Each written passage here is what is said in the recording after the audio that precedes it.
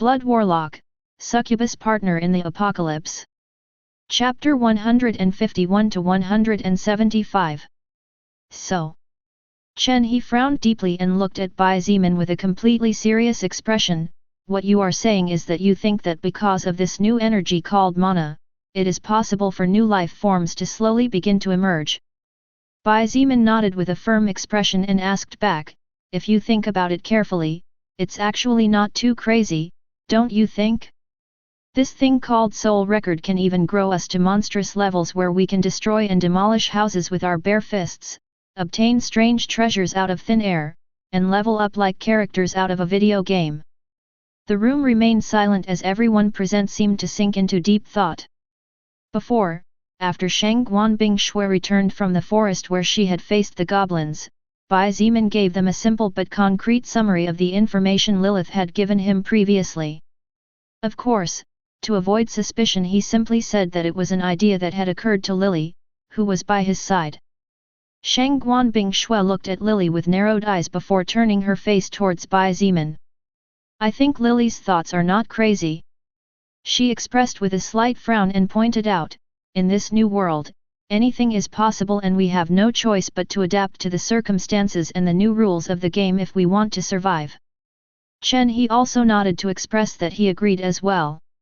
However, he soon noticed a major problem. If things are really like this, then doesn't it mean that humanity is in deep trouble? Just the zombies and some mutated beasts and a few evolved ones already cornered all human beings. If even more unknown species appear on the chessboard, won't it increase the difficulty of the game to hell mode? Bai Zimin sighed and nodded heavily, indeed.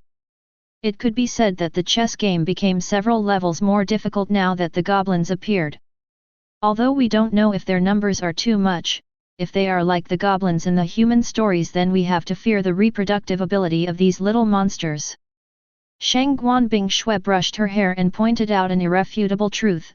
Thinking too much about this matter will get us nowhere considering that we hardly know anything about it. I think what we have to do hasn't changed anyway, hasn't it? That's true.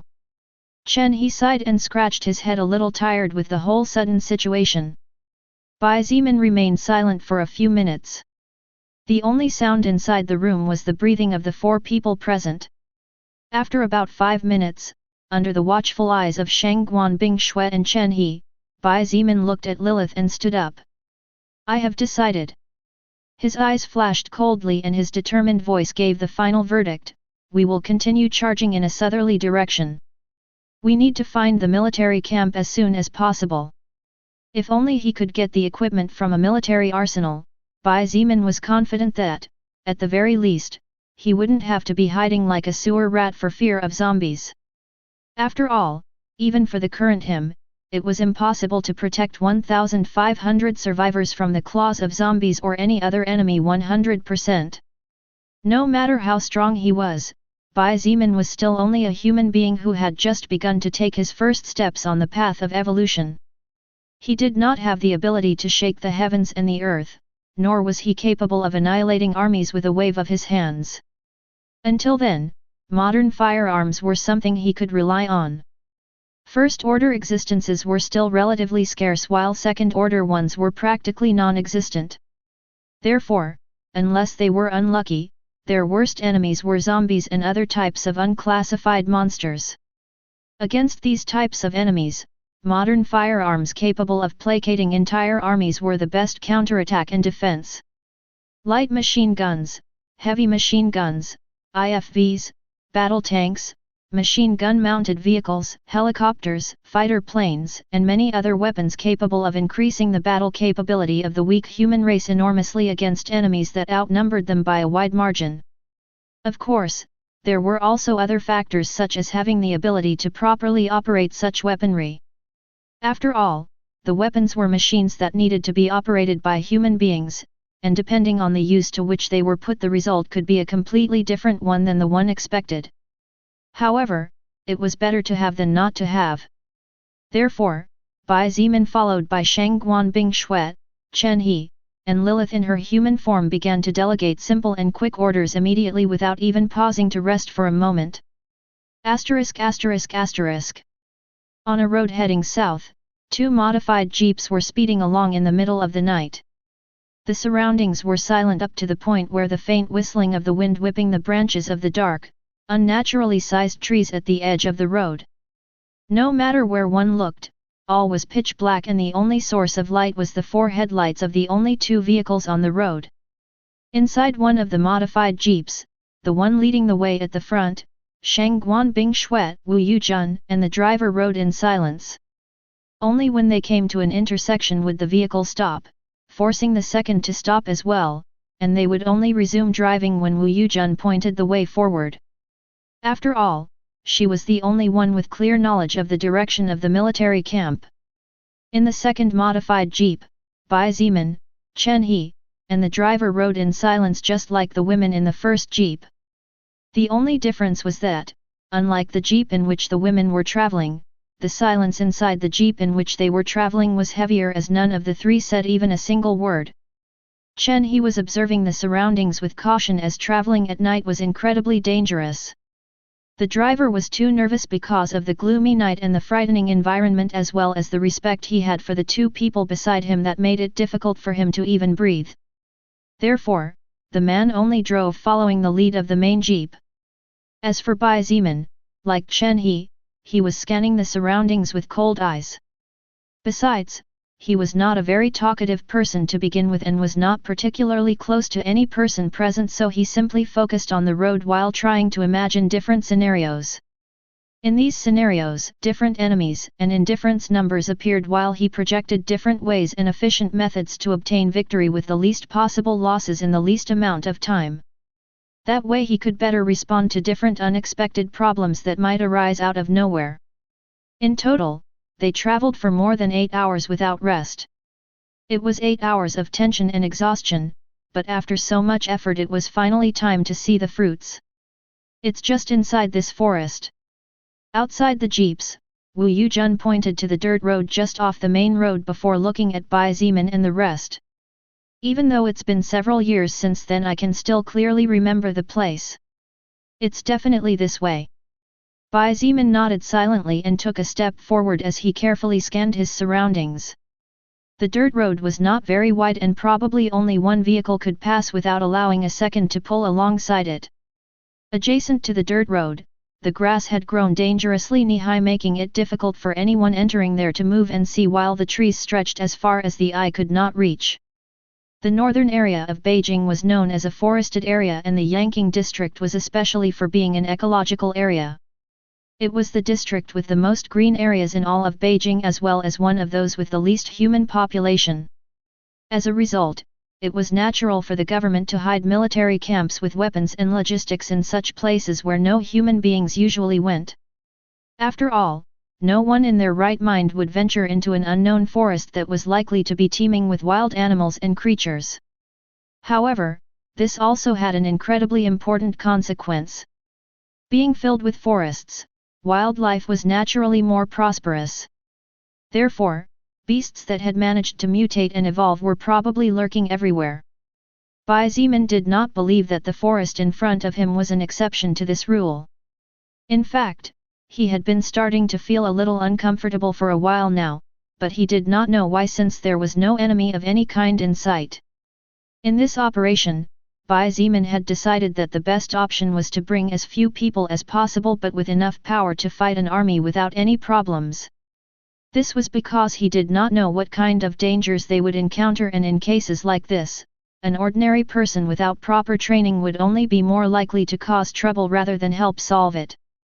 Cai Jing Ii, Kong Lan, Fu Suifeng, Zhongde, Luo Cheng, Xiao Min, and all the other subordinates of Bai Ziman together with the armed militia moved the more than 300 survivors who were in the second village to the beginning village. Bai Ziman ordered them several times to keep their guards up and to quell any kind of conflict with an iron fist. In this kind of dangerous situation, the last thing he needed was trouble in the backyard while fighting to keep the front line safe.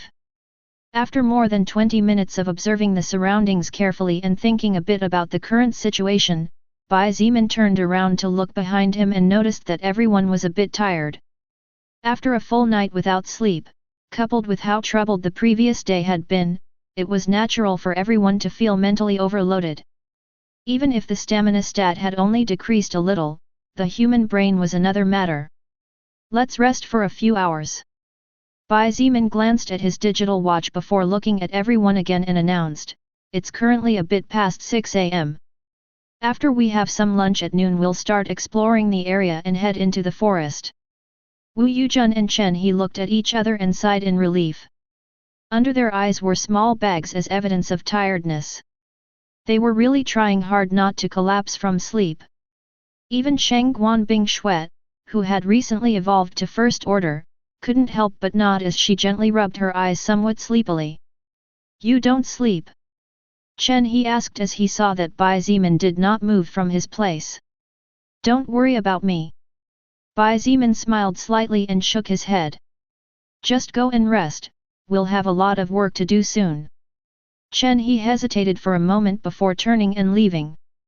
Shang Guanbing Shui and Wu Yujun looked at him as if they wanted to say something, but in the end neither of the two women said anything and left together to the jeep they had come in. They really needed to get some sleep. When they all returned to the vehicles to rest, Bai Zimin frowned and a small glint of doubt flashed in his eyes as he looked up at the sky. Lilith, where did you go? He muttered to himself. The night before, Lilith had told him she would be gone for a few hours before disappearing. This was the first time she had left his side in 20 days, so Bai Zimin felt somewhat uncomfortable. Not hearing her voice or feeling her presence near him, for the first time in a long time, Bai Zimin could not help but feel a little lonely. Although Shang Guanbing Shuet, Chen He, and Wu Yujun were there and were people with whom he had spent a lot of time together and had even fought shoulder to shoulder in many battles, his relationship with the three of them was completely different from the complicated but balanced relationship he had with Lilith. ******. In a place far away from planet Earth, a beautiful woman floated silently in the sky. Her inky black hair fell down her back like a waterfall, swaying in the dancing breeze that embraced her lovely and seductive body covered by a beautiful dark-colored dress. She had her eyes closed and her breathing was so calm that she looked as if she was sleeping. Swoosh! Suddenly the space several hundred meters away seemed to twist as a silhouette appeared. This silhouette turned out to be an extremely handsome man, even more handsome than Chen He. The aura that his body unconsciously exuded was incredibly frightening, which was proof that he was not someone normal. But the most striking thing was the two white wings behind his back that gently swayed and held him in the air.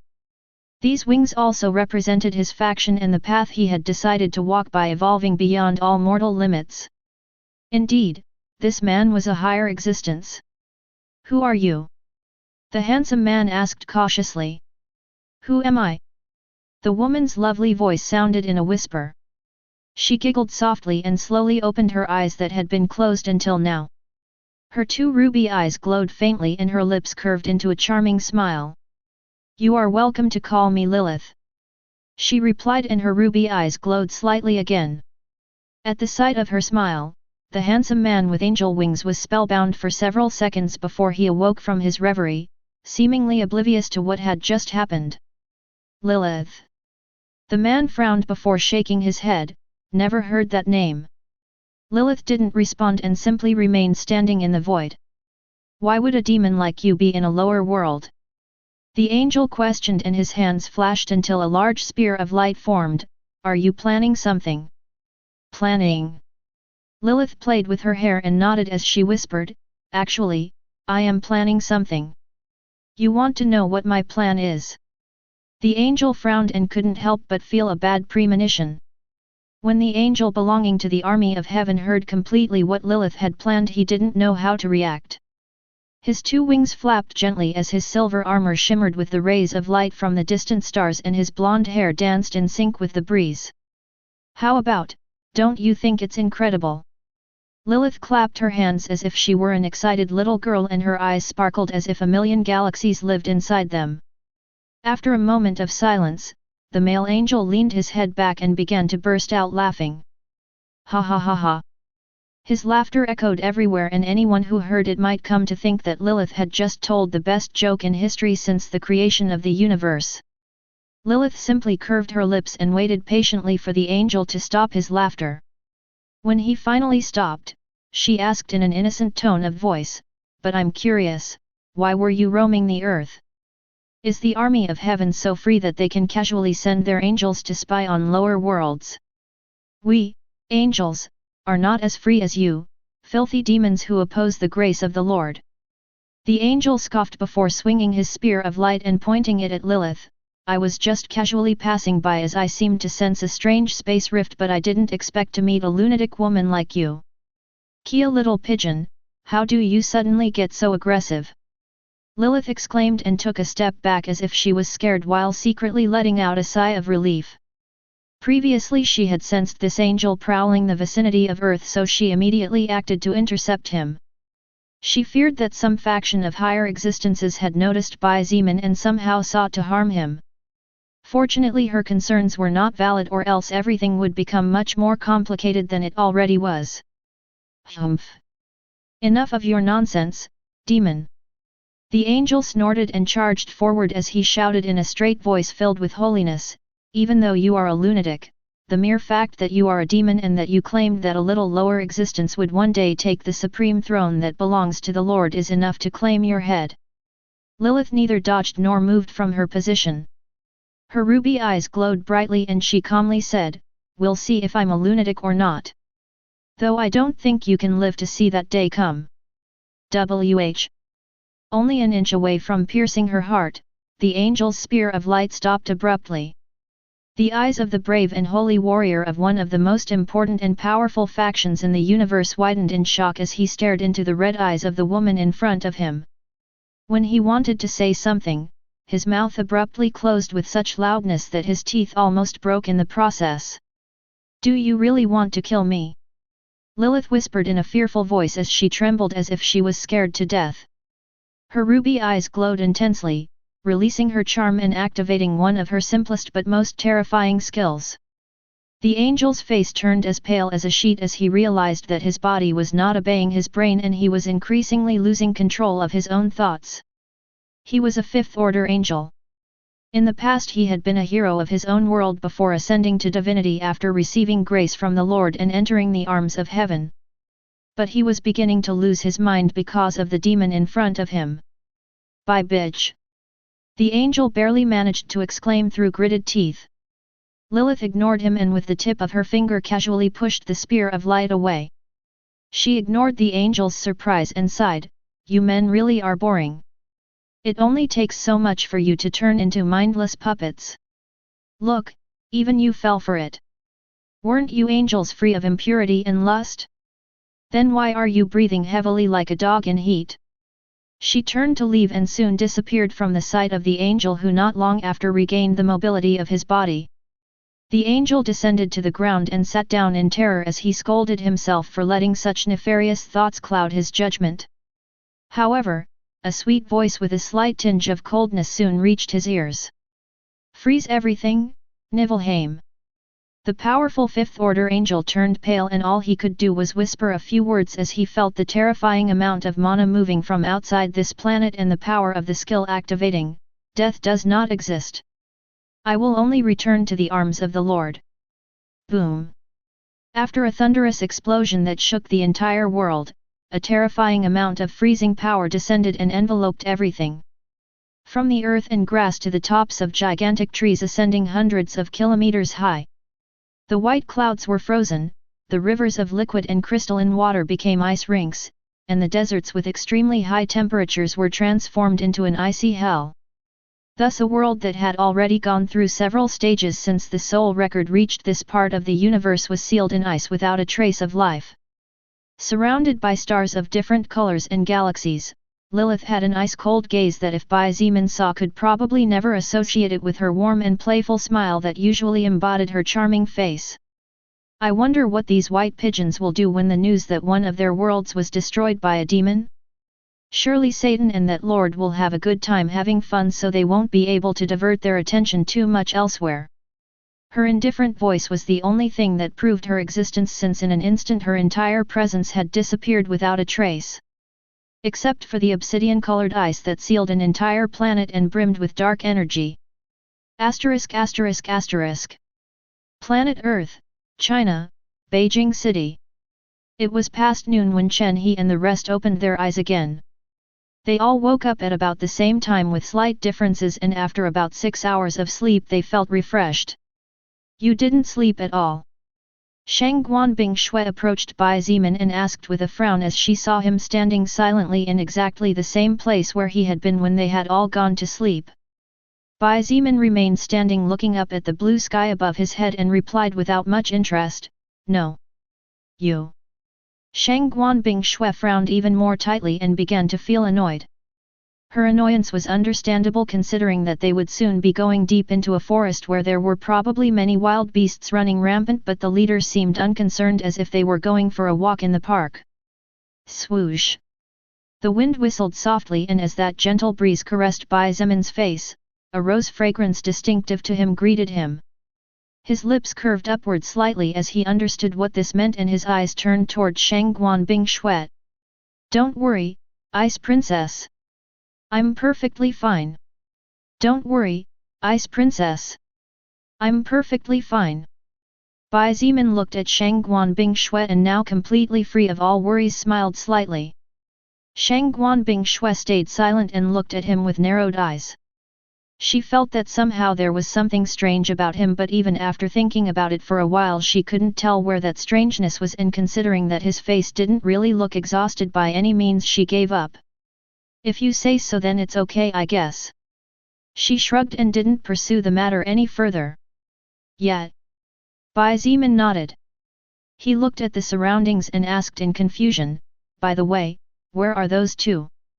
The two drivers were still fast asleep inside the vehicles. Bai Zimin was asking about Chen He and Wu Yujun, who were nowhere to be seen. Shang Guanbing Shui pointed to the forest and calmly responded, "Chen He went to secure the surroundings. As for Yujun, she is preparing lunch right behind those trees over there." Bai Zimin followed her eyes and noticed that indeed a person moving among the thick foliage of the forest. He looked at Shang Guanbing Shui again and couldn't help but joke, "The last time your Prince Charming went exploring he was almost killed by a giant monkey, aren't you afraid that something might happen to him?" Shang Guanbing Shui's calm face changed slightly and looked at him with a serious expression, "Stop joking about such nonsense. Chen He and I are friends. I don't want his feelings to be hurt later because of your jokes." Bai Zimin was dumbfounded. He would hurt his feelings? Wasn't she the one who refused to make everything clear here? He shook his head and decided to stop commenting on it. The whole thing was none of his business anyway. Without another word, he walked past her and went to help Wu Yujun with the lunch things. Soon after, Shang Guanbing Shui joined in, and several minutes later Chen He appeared saying that there was no problem at all. After a light and quick lunch, Bai Zimin ordered the drivers of the vehicles to wait here and not to move from the place to avoid attracting the attention of any enemies. Although the two jeeps had been hidden among the trees and grass in the forest after leaving the road, it was possible that some beasts might pick up the human scent if they wandered too far, leaving their scent everywhere, and track them down. The two men were pale when they heard Bai Zimin's reasoning and quickly nodded in understanding. At this point, both men could only wait obediently. As for leaving on their own, that was simply madness, since when they arrived back at the village they would be immediately questioned and slaughtered when their crimes came to light. But even then, it was possible that along the way they would encounter some kind of wild beast and be devoured by it, so obeying was the best they could do. Just to make sure, Bai Zimin asked Chen He to watch them from a distance while he and Shang Guanbing Shui together with Wu Yujun went deep into the forest. Although a bit reluctant, the talented sniper agreed as he understood the greater scheme of the matter. The forest was almost absolutely silent. The only sound that could be heard was the occasional swaying of branches when the wind was strong enough to move them. Trees that were previously 5 to 10 meters tall at most, now reached heights of up to 30 meters. Grass that previously could be cut with a finger, now needed some force to pull it out of the ground. The effect that the awakening of mana had had on the world due to the influence of the soul record was truly immense. No matter where one looked, it was easy to distinguish the physical differences, even the aura of calmness that surrounded the forest was now filled with murderous intent. To say that one could notice major differences within the forests was not an exaggeration by any means. Following the dirt road, Bai Zimin, Shang Guanbing Shui, and Wu Yujun were advancing silently while observing the surroundings carefully. The air in this place is so wonderful. Wu Yujun exclaimed in a low voice to avoid attracting the attention of any kind of strange creature. Shang Guanbing Shui nodded and took a deep breath, taking pleasure in how pure the oxygen was nourishing her veins and lungs. Apparently, mana nourishes and makes plants stronger compared to other creatures. Bai Zimin guessed as he looked carefully to his sides. While the soul record does something similar to injecting mana into our bodies when it first appears, just like with animals, plants seem to suck the mana, slowly assimilating it into their bodies. That's probably why they adapt better. Then, the zombie issue. Shang Guanbing Shui noticed something on Bai Zimin's words and her eyes widened slightly as she looked at him in shock. Wu Yujun seemed to notice and muttered, "Don't tell me." "That's right." Bai Zimin nodded and did not hide it. In his own way, he explained his thoughts in conjunction with the information given by Lilith.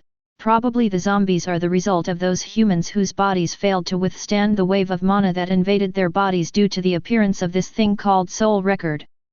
As you have seen, while it is true that most animals mutated and even some insects did, not all of them went through that wild mutation process. After all, in the village, there are a few living pigs and sheep that grew in size and became stronger, but they are not wild and do not attack other animals or humans. As for plants, I haven't had the opportunity to encounter plant-like enemies, so I haven't been able to draw many conclusions about them. But my theory is that the whole issue with mana and the secret behind the evil mutations lies within the souls of every existence. Bai Zimin concluded his analysis slowly before falling silent once more. Wu Yujun looked at him with her big dark eyes wide open. Her little pink mouth had opened slightly, revealing glimpses of her pearly teeth. "You? How come I never heard of you before?" Shang Guanbing Shui asked as she stared at his profile. "What do you mean?" Bai Zimin asked in a low voice while looking back at her with a slight frown. Wu Yujun stepped forward and interjected as she pointed out, "You are a very perceptive person. Your analyses are also genuinely amazing, which shows that you are someone very intelligent." Shang Guanbing Shui nodded and said, perplexed, "With such cognitive intelligence it is simply impossible to remain unknown for a long time. In the exams, you should definitely have stood out from the rest of the students and gained a place among the top positions for honor students. Then why have I never heard of your name even once before?" Hearing the words of the two women beside him, Bai Zimin could not help but smile bitterly in secret as he silently sneered. Beijing University was one of the most prestigious institutions in the country and even in the world before the apocalypse broke out and society collapsed. Therefore, it was natural to assume that most of the students who could access it were elites, people with high intelligence and analytical abilities. A high school student with average grades would never be able to pass the Beijing University admission exam considering the high standard of the school. Of course, there were always exceptions and there was nothing that money or power could not solve. But that aside, only the best in their towns, villages, cities, sub-districts, and districts could actually pass the admission exam. Bai Zimin naturally was one of those people. However, things were a bit complicated. Since his family was relatively poor and in order to allow his younger sister Meng Qi to apply to a good university, he had to spend a lot of time working to pay for his own expenses. This resulted in Bai Zimin wasting a lot of time that he really should have invested to his studies, and therefore his grades were naturally nothing worth mentioning and he was among what was average for such a great university. Everyone has their own difficulties. Bai Zimin replied casually. He hadn't wanted to say that, unlike them and Chen he had to fend for himself. After all, Bai Zimin was not a man who liked to say words that might sound like pathetic excuses. His grades were average and that was all. There was nothing incredible about having outstanding grades anyway. Look, wasn't the current situation proof enough of that? Both Shang Guanbing Shui and Wu Yuzhen looked at each other and both women's eyes glittered curiously. Even without him saying anything, they were both smart enough to draw their own conclusions from what they knew of Bai Zemin so far. After Shang Guanbing Shui's question and Bai Zemin's disinterested response, the group of three fell silent as they slowly moved forward. They might all have different thoughts, but if there was one thing they had in common, it was that the guard of each of them was up. Even after walking for more than 20 minutes, there was still no sign of the military camp in sight. However, this was completely natural considering that it was simply impossible for the military and the government to set up a base with an armed arsenal just a couple of minutes away from the main road. Even then, Bai Zemin frowned sharply. This too much. Quiet. Wu Yuzhen whispered, feeling a little nervous. Shang Guanbing Shui nodded slightly with narrowed eyes. Except for the soft whistling of the wind and the movement of tree branches swaying gently or the occasional clash between green leaves, the entire forest was silent. There was not even the slightest sign of any kind of wild beast, which was extremely strange considering that they had already gone quite deep into the forest from a certain point of view. This calm caused Bai Zemin to feel a bad premonition, and the thought of retreating flashed in his mind for a moment before he immediately forcefully withdrew. Currently, his party was in dire need of firepower. Not only because of the threat of the monsters but also because of Camp Baquan. Until now, Bai Zemin did not know whether they would be allies or enemies, and for that, it was best to prepare for any possible clash between the two sides. After walking for another 10 minutes, Bai Zemin's face suddenly changed and his steps stopped abruptly, so the two women walking one step behind him also stopped immediately. How strange! Bai Zemin frowned deeply and muttered to himself. What thing is strange? Wu Yuzhen whispered close to him. Bai Zemin ignored her and took a quick glance at his blood will skill. Blood will, 0%/50%. His passive blood will skill had not changed. But Bai Zemin could sense the presence of something lurking in the shadows. Maybe it was his passive skill danger sense, he didn't know exactly, but he decided to rely on that instinct. Suddenly Bai Zemin turned his head to the right, and just then there was a strange movement in the grass. Bai Zemin snorted and stretched his hand forward just in time to catch something that had been thrown at him from a distance. A tongue. Wu Yuzhen took a step back as she saw the clearly inhuman long tongue struggling to escape. Come here.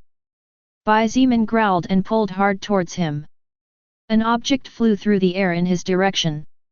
But the most surprising thing was that at first, this enemy was perfect green just like grass.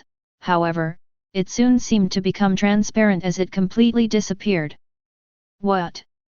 Shang Guanbing Shui was even surprised by what had just happened. She really couldn't sense where the enemy was.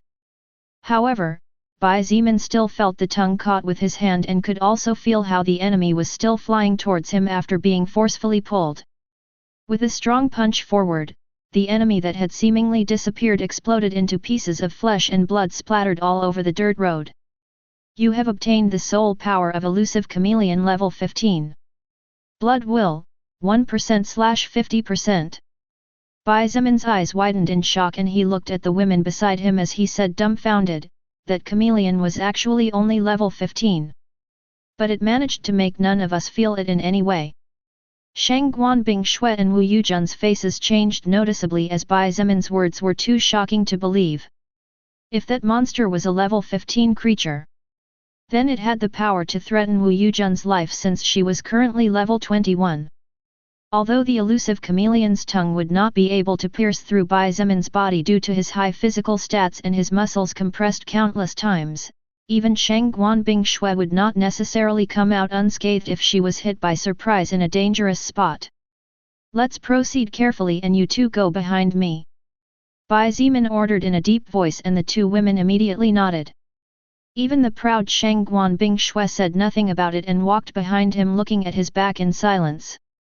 The forest was incredibly dangerous, they already knew this fact even before they went into it. However, the appearance of the elusive chameleon made them realize that the forests were a lot more dangerous than they had initially estimated. Even a weak enemy could become a deadly one depending on the circumstances. Bai Zimin thought silently and reminded himself never to underestimate his enemy no matter how weak they were. Hadn't he defeated enemies more powerful than him by using different tactics, planning against them, and using their weaknesses to his advantage? Bai Zimin did not want to become complacent because of his current strength and die from neglect. He believed that it had been several days since an enemy capable of threatening his existence had shown itself. But only now did he realize that his life was in constant danger. In this world, such a thing as safety never existed. Clang! These damn creatures! Bai Zimin clicked his tongue loudly as he blocked the elusive chameleon's tongue with his Xianyuan sword. Die!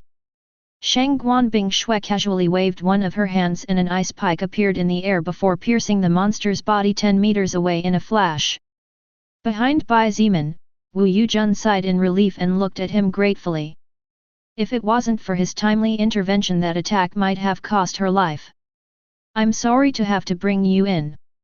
Bai Zimin looked back and sighed, but you are the only one who knows the exact location of the place, so we have no choice.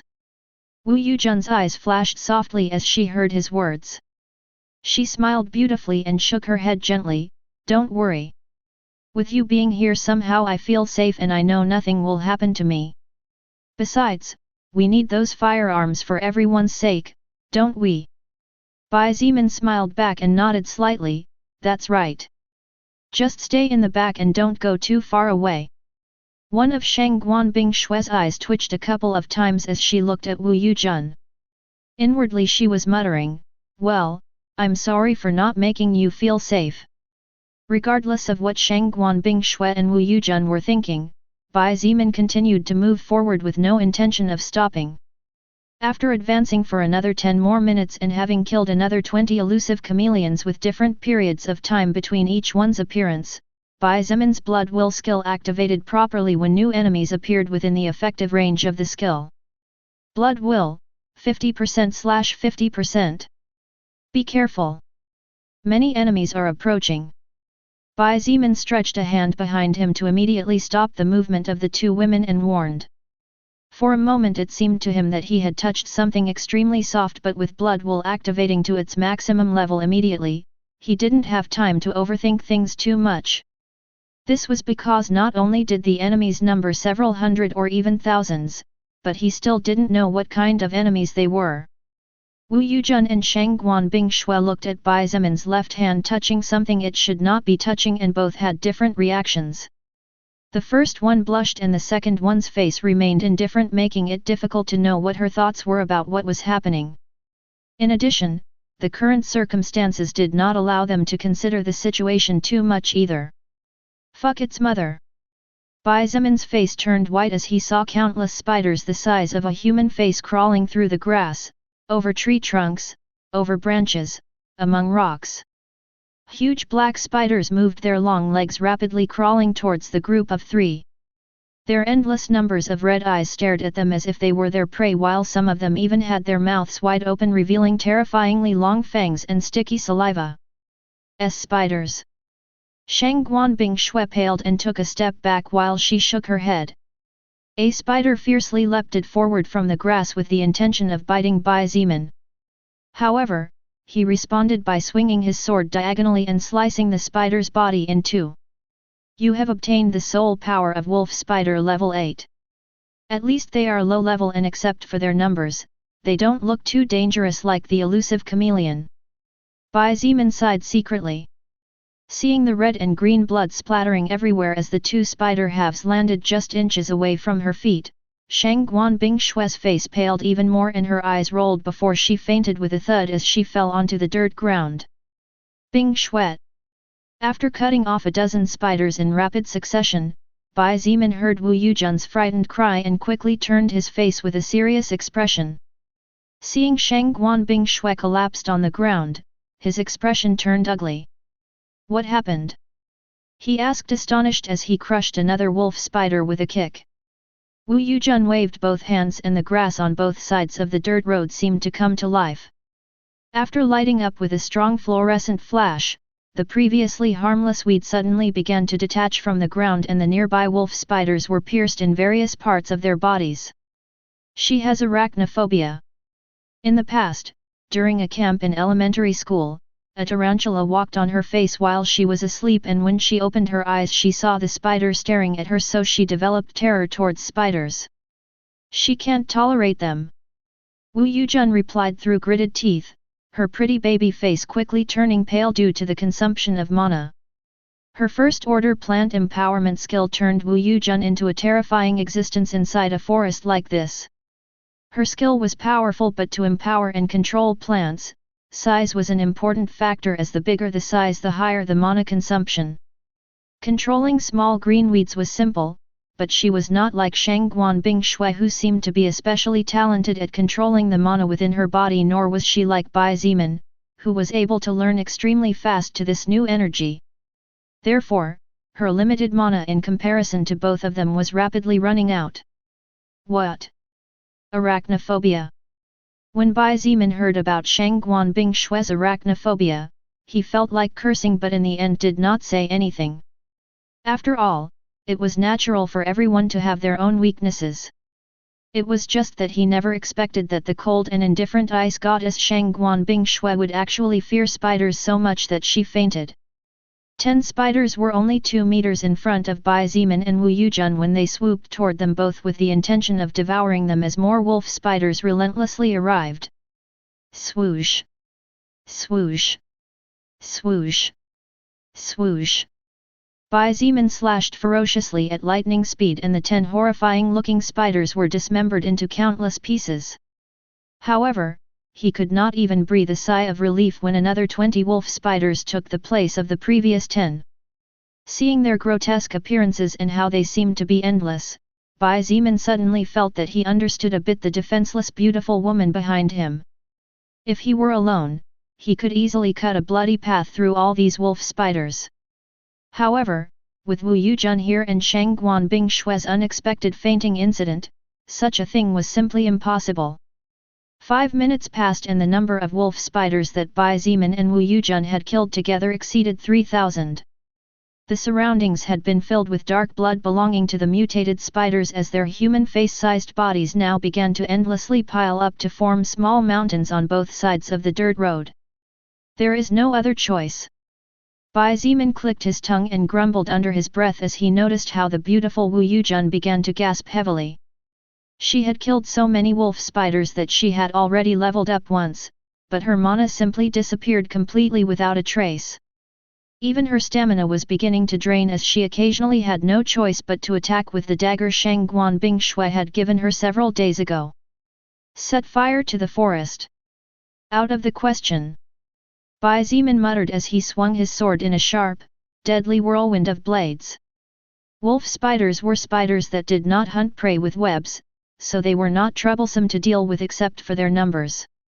Although they were disgusting and the putrid smell their bodies gave off when they were hacked to pieces was unbearable, Bai Ziman had already stained his body with too much of his enemy's blood to worry about anything like unpleasant smell or sight. Even just using his sword and natural attributes, Bai Ziman had not allowed any spider to break through his defensive line. It didn't matter if it was in front, behind, left or right.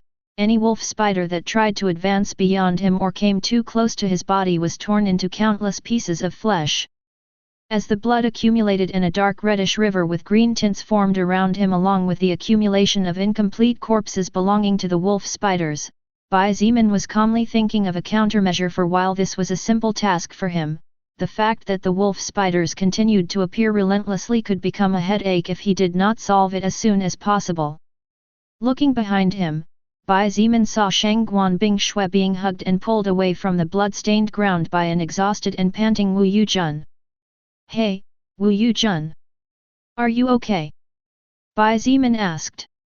His voice did not contain the slightest bit of concern for the apparently fatal situation they were in. I am so sorry, Bai Ziman." Wu Yujun gasped for air as she tried to stay as close to him as possible to avoid being reached by the mutated spiders. Due to the sweat accumulated after fighting for 20 minutes without rest and activating her plant empowerment skill constantly consuming her mana, the female police uniform Wu Yujun wore had clung to her seductive body in a particularly tempting manner, while some strands of her silky black hair attached to her face and the edge of her lips. Bai Zimin could not help but steal several glances at her secretly, as even he was forced to admit that this woman was especially tempting due to her baby face and demonic body. "Don't worry about it and rest for now," he half-heartedly replied as he swung his Xianyuan sword at speeds hard to notice with the naked eye. The number of wolf spiders that had fallen at his hands now amounted to over 5,000. Among them, some were lower level than others, while a few even rose to level 10.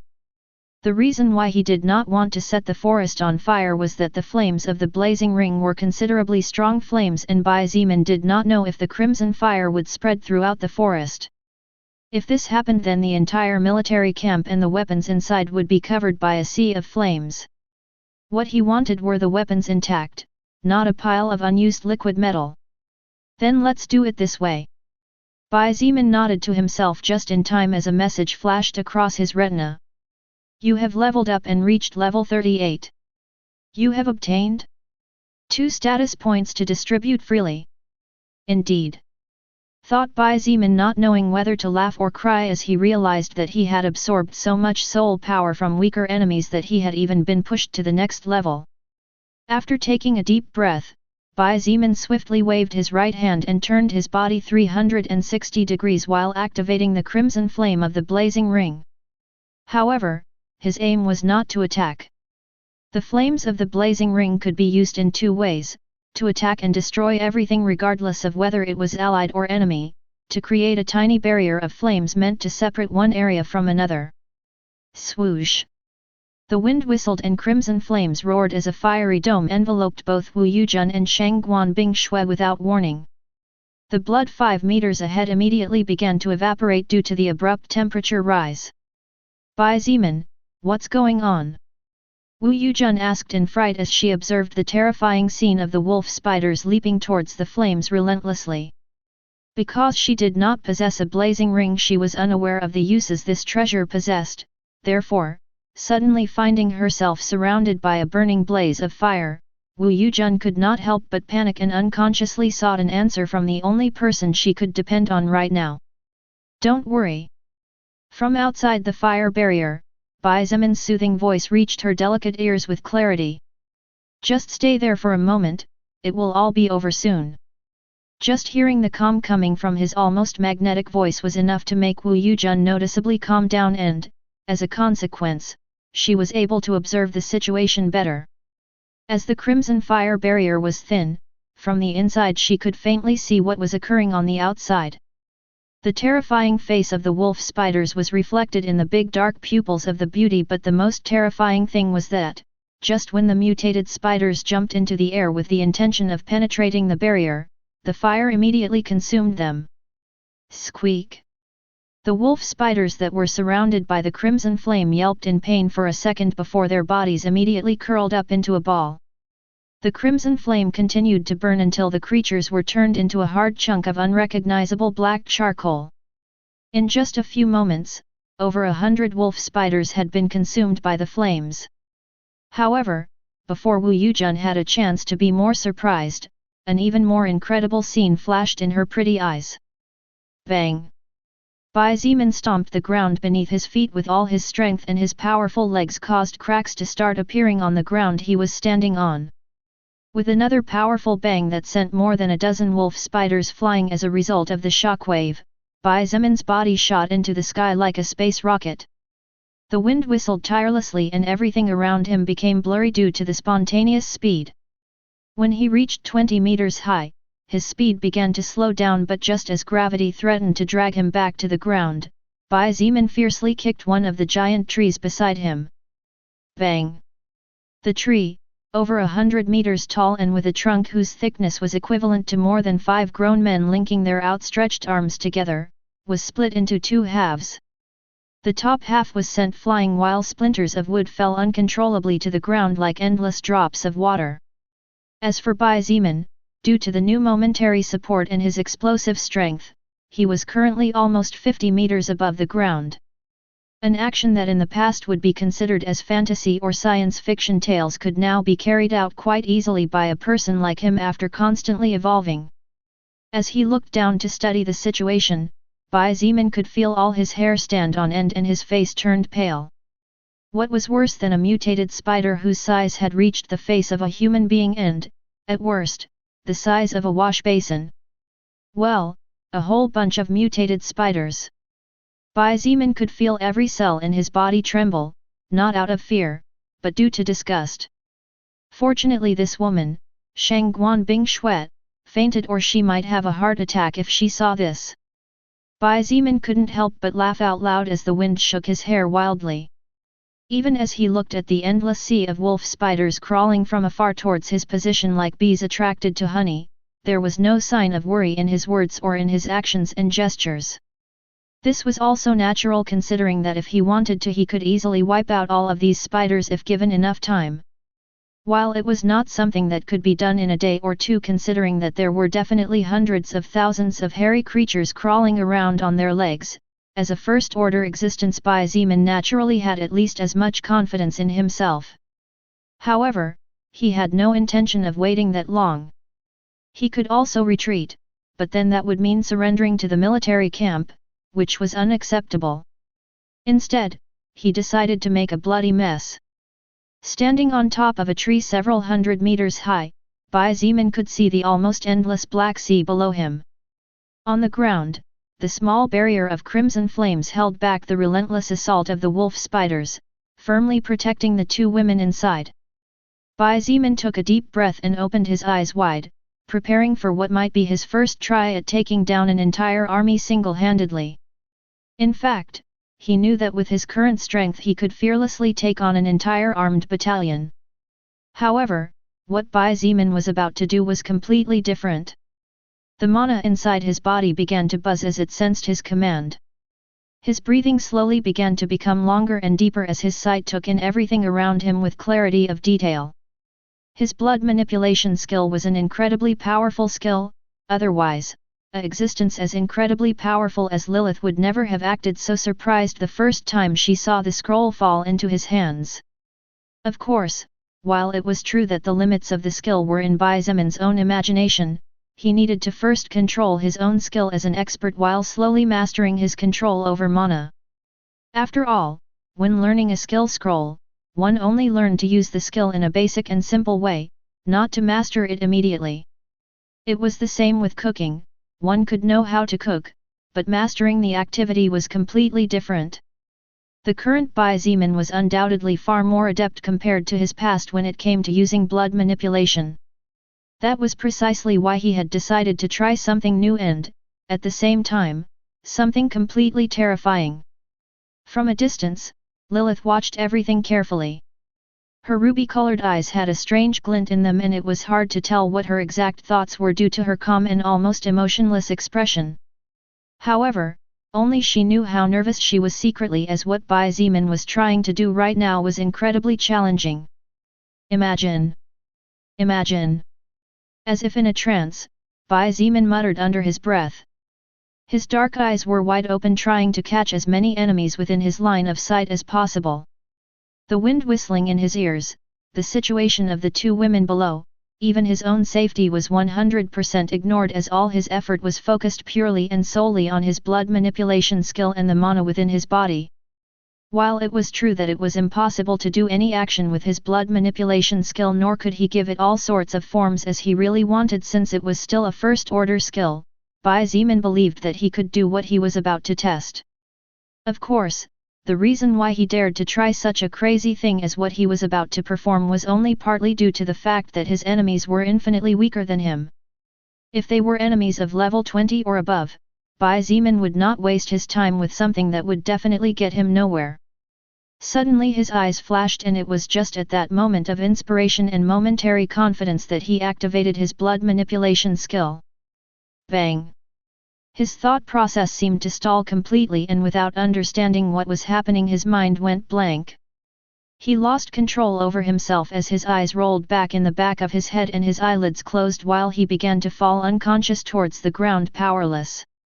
The burden of such a crazy action is still too high even for you after all. Lilith whispered to herself, and just as Bai Zeman was about to slam into the ground, she caught him to greatly reduce the impact before immediately releasing him again. Bang! His body hit the ground noisily and a dense cloud of dust rose up with him as its center. With him losing consciousness, the barrier of flames coming from his treasure that protected the two beautiful women inside it gradually dimmed until a few seconds later it disappeared completely. Bai! Through the barrier, Wu Yujun had barely made out Bai Zeman's body falling from the sky before she felt a loud bang a few meters away. When the barrier disappeared, she immediately held onto Shangguan Bingshui and wanted to run to help him as soon as possible and try to stop the mutated spiders from hurting him, as although her mana was practically completely exhausted, she had no choice but to do so. However, just as she stepped out of the flame barrier with Shangguan Bingshui still unconscious behind her back, the words that were about to leave her lips got stuck in her throat. What? She babbled incoherently as she took a step back. Her black eyes widened and terror flashed in them as she viewed the scene not only in front of her, but also behind and to either side of her. Just before the barrier of fire surrounded her and Shangguan Bingshui, Wu Yujun had seen the endless sea of wolf spiders charging forward like an unstoppable tide. However, before her eyes, there was no trace of any wolf spider. All she could see was blood. A dense cloud of blood slowly ascending into the sky in a gaseous state. The putrid iron smell of blood assaulted her nostrils with every breath, and the barely distinguishable burning smell made it even worse. What happened? Wu Yujun was greatly shocked, but no one could answer her doubts, nor was there anyone present capable of calming her fears. Finally, the eyes of the beautiful Wu Yujun slowly turned in the direction where Bai Zeman had fallen earlier. The whole forest was in absolute silence, while the previously green grass and trees were now dyed red. As Wu Yujun slowly approached toward Bai Zeman's position, she had to grit her teeth to fight the urge to turn around and run away. The entire place was covered by what appeared to be a dense red mist, and if it was not for constantly evolving through the incessant absorption of soul power, Wu Yujun estimated that she probably wouldn't be able to see more than a meter in front of her. Her beautiful face and clothes now had small red moles on them. They were obviously tiny drops of blood that after coming in contact with her body immediately returned to a liquid state. Even the unconscious Shangguan Bingshui was no different, as her silver hair had some red strands mixed in with each other. Arriving next to Bai Zeman's unmoving body, the first thing Wu Yujun did was to gently lower Shangguan Bingshui's body and lay it down next to his so that she could check his current state. That's good. She sighed in relief as she felt that he was still breathing. Although his face was pale as a sheet with no trace of healthy red on it, although his heart seemed to be fluttering like a wild horse, and although his breathing was labored, as long as he was fine then everything was acceptable. Wu Yujun was not a doctor, nor did she know much about human anatomy. After all, in contrast to Bai Zeman, she was studying international relations, a career that could help her a lot in the future when she would have to take an important position in the Chinese government. Of course, all this would be like this if it weren't for the appearance of the soul record and the change in society and the rules of the world. Hurry up and wake up! Wu Yujun whispered softly as she looked at the unconscious young man with her two big eyes filled with complex emotions before observing the surroundings with a hint of fear and lingering disbelief. Who had caused all this bloody mess? From where did all this blood come from? What had happened to the wolf spiders? These were all questions with answers that Wu Yujun already knew, but somehow her unconscious refused to accept. Who had caused all this bloody mess? Of course, it was the young man whose eyes were closed a few inches away. However, how was it possible for a human being to do all this? Wu Yujun couldn't help but remember the seemingly endless sea of wolf spiders, and, while she didn't know the exact number, there should be at least 100,000 mutated spiders. She had seen Bai Zeman, Shangguan Bingshui, Chen He, Fu Suifeng, Cai Jingii, Kong Lan, and even she herself had participated in several battles against the zombies and other enemies until now, after she acquired her first-order plant empowerment skill. However, what was in front of her eyes was not something a human could do. Definitely not. Wipe out an army of 100,000 enemies in a second. Something as far-fetched as that was beyond any imaginative concept for the dark-haired, baby-faced beauty. Bai Zimin. Who are you really? She muttered and questioned in a low voice as she pushed aside the black hair covering his face. Bai Zimin's appearance in the past was nothing noteworthy and was at best a 5/10. However, at this moment, thanks to constant evolution, his appearance had surpassed the average by a small margin. Of course, if it came to physical body, Bai Zimin's current body was perfection from a human point of view. But to Wu Yujun, his physical appearance was of no importance. She was curious about his very being, and not about his appearance per se. Excellent intelligence, incredible analytical ability, amazing adaptability, overflowing talent, and enough power to completely obliterate an army of enemies. His attitude was usually cold, but he was not especially cruel and was even open enough to joke occasionally. The more she looked at him, the more she felt that the young man who had his eyes closed as if he were sleeping was unusually attractive at the same time as her heart was fluttering. A bitter smile appeared on Wu Yujun's face as she realized that she and he had probably crossed paths many times in the past at the university. However, she did not even know that a person named Bai Zimin existed in the world. In fact, she probably had not even given him a glance. Wu Yujun believed that at some point she would become engaged to a handsome and talented young man. So how could she be interested in a young man who was average in every sense of the word like Bai Zimin? But now it was he who didn't even give her an extra glance, nor did he seem particularly warm or interested in getting close to her. In fact, when he said he had a complicated relationship with a woman, Wu Yujun knew she was jealous. Unfortunately, the once average young man who was unworthy of a glance from her now didn't even consider her worthy of a second glance.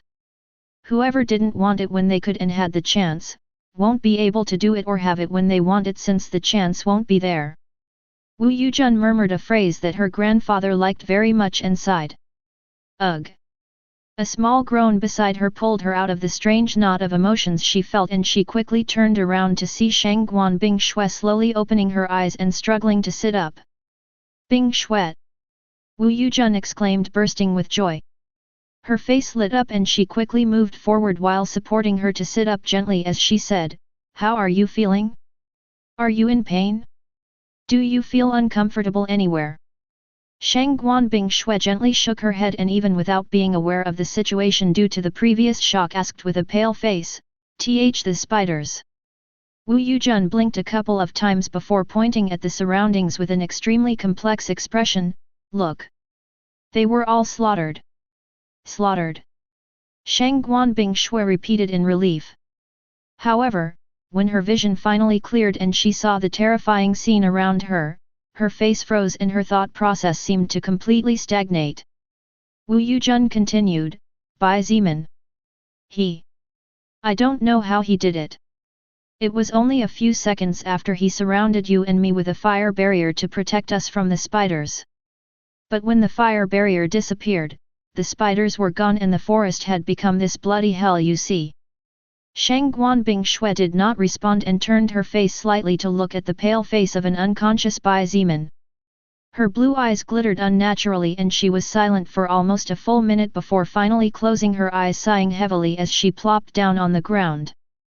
Her silver hair lay in disarray on the crimson grass as her beautiful eyes gazed absent-mindedly up at the sky that seemed to have been dyed blood red. Her red lips moved softly and she murmured words that only she could hear, so they would remain a mystery for a good while longer. Feeling a great pain that seemed to come from deep inside him, Bai Zimin slowly and gently opened his eyes while making an inevitable grimace due to the pain that was barely tolerable even for him who had already received serious injuries once. "You have received the soul power of Wolf Spider level 8. You have received the soul power of Wolf Spider level 7. You have received the soul power of Wolf Spider level 10. Countless messages flashed in his retina in a matter of seconds, and for a moment Bai Zimin was astonished and did not know how to react. In fact, he could barely remember what had happened before he fainted. However, the number of messages and their contents soon refreshed his memory, recalling the events in their entirety. You have level up to level 39. You have gained 2 status points to distribute freely. Did I level up again? Bai Zimin blinked in confusion. However, he soon understood the reason and realized that it would indeed be stranger if he had not leveled up at least 1 level. While it was true that the wolf spiders were low-level monsters, their numbers were incredibly terrifying.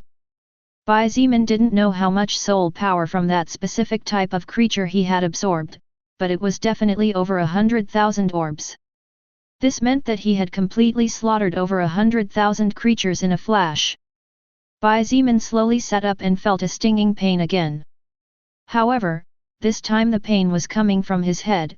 Somehow it felt like his head was going to split in 2 halves. But he fought against it and looked at his surroundings. When he saw the blood hell around him, Bai Zimin couldn't help but gasp in shock. He had caused all this. Although he already knew the answer, such a thought made all his skin crawl. Even he himself felt scared in the face of such frightening destructive power. Ah! You're finally awake! As Bai Zimin stared at his hands in shock, a sweet voice shocked him out of his inner thoughts. Looking to his right, he saw Wu Yujun and Shangguan Bingshui sitting a short distance away. The person who had spoken before was Wu Yujun, and apparently, she too had fallen asleep as her eyes had some laziness shining within them still. As for Shangguan Bingshui, Bai Zimin didn't even know what this woman was thinking. However, judging by how her blue eyes were as clear as the sky, she had definitely been awake for a long time and had probably been silently looking at him even when he woke up, watching his reactions. How long was I out? Bai Zimin asked softly as he gently rubbed his head. He still felt that constant sharp pain, probably due to forcing himself to do something he was not yet properly prepared for. Gathering information from so many enemies, sensing their presence and, even studying their soul power while imagining how the blood of each of them boiled and reached incredibly high temperatures was not easy at all. Much less when he needed to control his mana and magic carefully to avoid any kind of counterattack. It is currently 6 o'clock in the evening. Shangguan Bingshui was the one who answered. From the time you fainted until now it has been approximately around 4 hours only. Hearing her words and seeing Wu Yujun nod, Bai Zimin secretly sighed in relief. Fortunately, it wasn't more hours or even days as it happened in the novels to the main characters, or else he wouldn't know what to do. Are you okay? Bai Zimin raised an eyebrow and asked something, not knowing whether to laugh or cry as he looked at the ice princess and pointed, I'm talking about the spider matter. Surprisingly, the usually cold and indifferent face like an ice iceberg that had remained frozen for countless eras of Shangguan Bingshui blushed slightly. In fact, it was so slight that Bai Zimin even thought it had been an illusion of his due to the blood in the surroundings. I'm fine. She replied as if nothing had happened and instead asked, what about you? After performing a magical attack of such magnitude, I don't think you're feeling perfectly fine, are you? Wu Yujun also looked at him with worried eyes and asked softly, that's right, Bai Zimin. Just before, when I saw you fall from the sky and hit the ground so hard I thought you had died. Bai Zimin looked at both of them and shook his head lightly before replying in a low voice, I'm fine. It just this severe headache is becoming somewhat unbearable. Should we go back to rest? Shangguan Bingshui furrowed her eyebrows slightly and proposed, I don't think it's worth continuing if you're not feeling well. I agree. Wu Yujun nodded with a serious expression and pointed out, if another such huge pack of enemies or a powerful enemy appears, it will only be you and Bingshui against it. My level and overall strength is still not enough to support you in the way I would like. I don't think you are weak. Bai Zimin stood up with staggered steps and looked at the dark-haired beauty with a small smile, earlier, you did great. If it were another woman. No, even a man would probably turn around to run away in panic at the sight of so many enemies. Wu Yujun blinked her big eyes a couple of times before smiling sweetly, thank you for being so kind. Bai Zimin looked at her curved crescent-shaped eyes and the little dimples that appeared on her cheeks whenever she smiled like that and couldn't help but think that she really looked like a little girl in these cases. We should continue. Bai Zimin concluded. Why are you so stubborn? Shang Guanbing Shui frowned and stood up. She looked at him clearly annoyed and pointed out, you are currently leading over 1,500 people. Many are depending on you. Even if that doesn't matter to you, didn't you want to find your family? Neither you nor I are aware of what lurks deeper in this forest. Is it so hard for you to wait one more day until your condition improves? Bai Zimin and Wu Yujun looked at her dumbfounded. Was she worried for him? Or was it just natural reasoning of a person capable of staying calm and thinking clearly about the situation? Bai Zimin believed it was the second reason. Bing Shuiyu. Wu Yujun seemed to want to say something but hesitated. What? Shang Guanbing Shui looked at her in confusion waiting for her to continue, but in the end, she simply shook her head and said it was nothing. Bai Zimin looked at her and lightly replied, it's not about that. It's just that currently time is really pressing on us. He walked a few steps forward and pointed, it hasn't even been a month since this whole mess broke out but there are already terrifying monsters running wild freely. If we don't get stronger, all of humanity will be annihilated. You understand me too, don't you? Shang Guanbing Shui bit her lower lip hard upon hearing his words and was forced to admit that Bai Zimin's words made a lot of sense. From terrifying first-order creatures that were basically impervious to normal bullets to terrifying hordes of zombies or insects and animals. Every possible scenario was a hellish nightmare for humanity. In fact, it was clear to Shang Guanbing Shui that were it not for the existence of Bai Zimin it was very probable that the entire group of students and teachers would still be stuck in the university unable to ever leave due to the existence of the mutated forest. But not everyone would be so lucky. After all, in this world there was only one Bai Zimin. Shang Guanbing Shui did not believe that so many people capable of doing the same thing as him existed, much less after knowing that he had single-handedly obliterated an entire army of enemies. Moreover, with the new appearance of the goblins to the whole disaster, the situation of the humans got even worse. It was just that most were unaware of this. Ah! What is this? Bai Zimin interrupted her thoughts when he stumbled over something while walking in the surroundings. What's wrong? Shang Guanbing Shui and Wu Yujun asked simultaneously. Bai Zimin did not respond immediately and instead bent down to pick up the small object he had inadvertently kicked. This is... Bai Zimin's eyes widened at the sight of the object in his hands and he couldn't help but gasp as a crazy thought flashed in his mind. Shang Guanbing Shui and Wu Yujun looked at each other and walked toward him. When they reached his side they looked curiously at the object in his hand and both looked surprised. The object was small, barely the size of a human fingernail. It was covered with imperfections and looked incomplete or chipped in several places so it was difficult to classify it according to its shape. However, its light blue color was incredibly beautiful and when the sun's rays that managed to break through the leaves of the tall trees illuminated it, it shone beautifully. Of course, the object was a soul stone. If this soul stone came from the wolf spiders. Bai Zimin muttered to himself and stood up in shock. His eyes lit up intensely and his heart jumped wildly as he realized that he might have perhaps obtained unexpected fortune.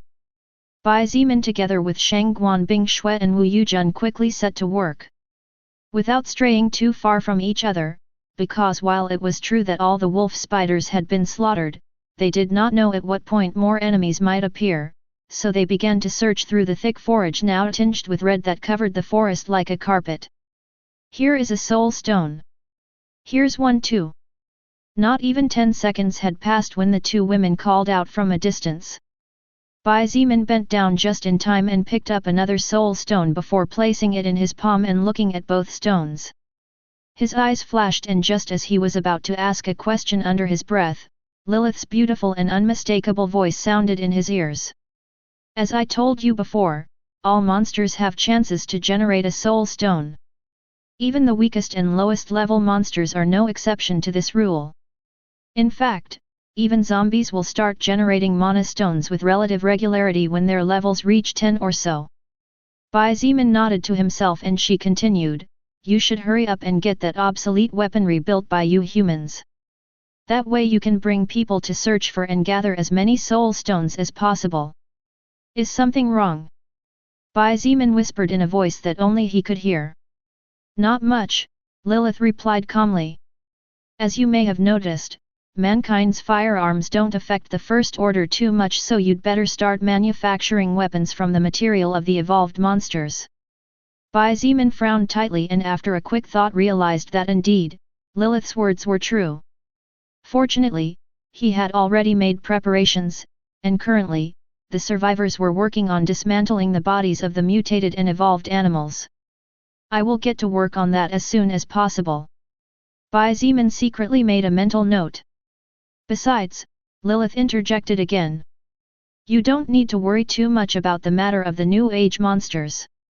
While it's true that strange creatures will gradually appear, they won't be able to reproduce with each other until this world enters the second stage of evolution. What? Second stage of evolution? Bai Zimin's eyes widened and he could barely contain his voice low to avoid being overheard and potentially being considered a lunatic. Lilith's voice was not heard again for a few seconds until he finally heard it again. The mana of the world was sleeping for countless years, probably even from the first moment this planet was born. Now it's like a newborn that learned to crawl thanks to the soul record. But it still needs to learn to walk, then to run and so on and so forth.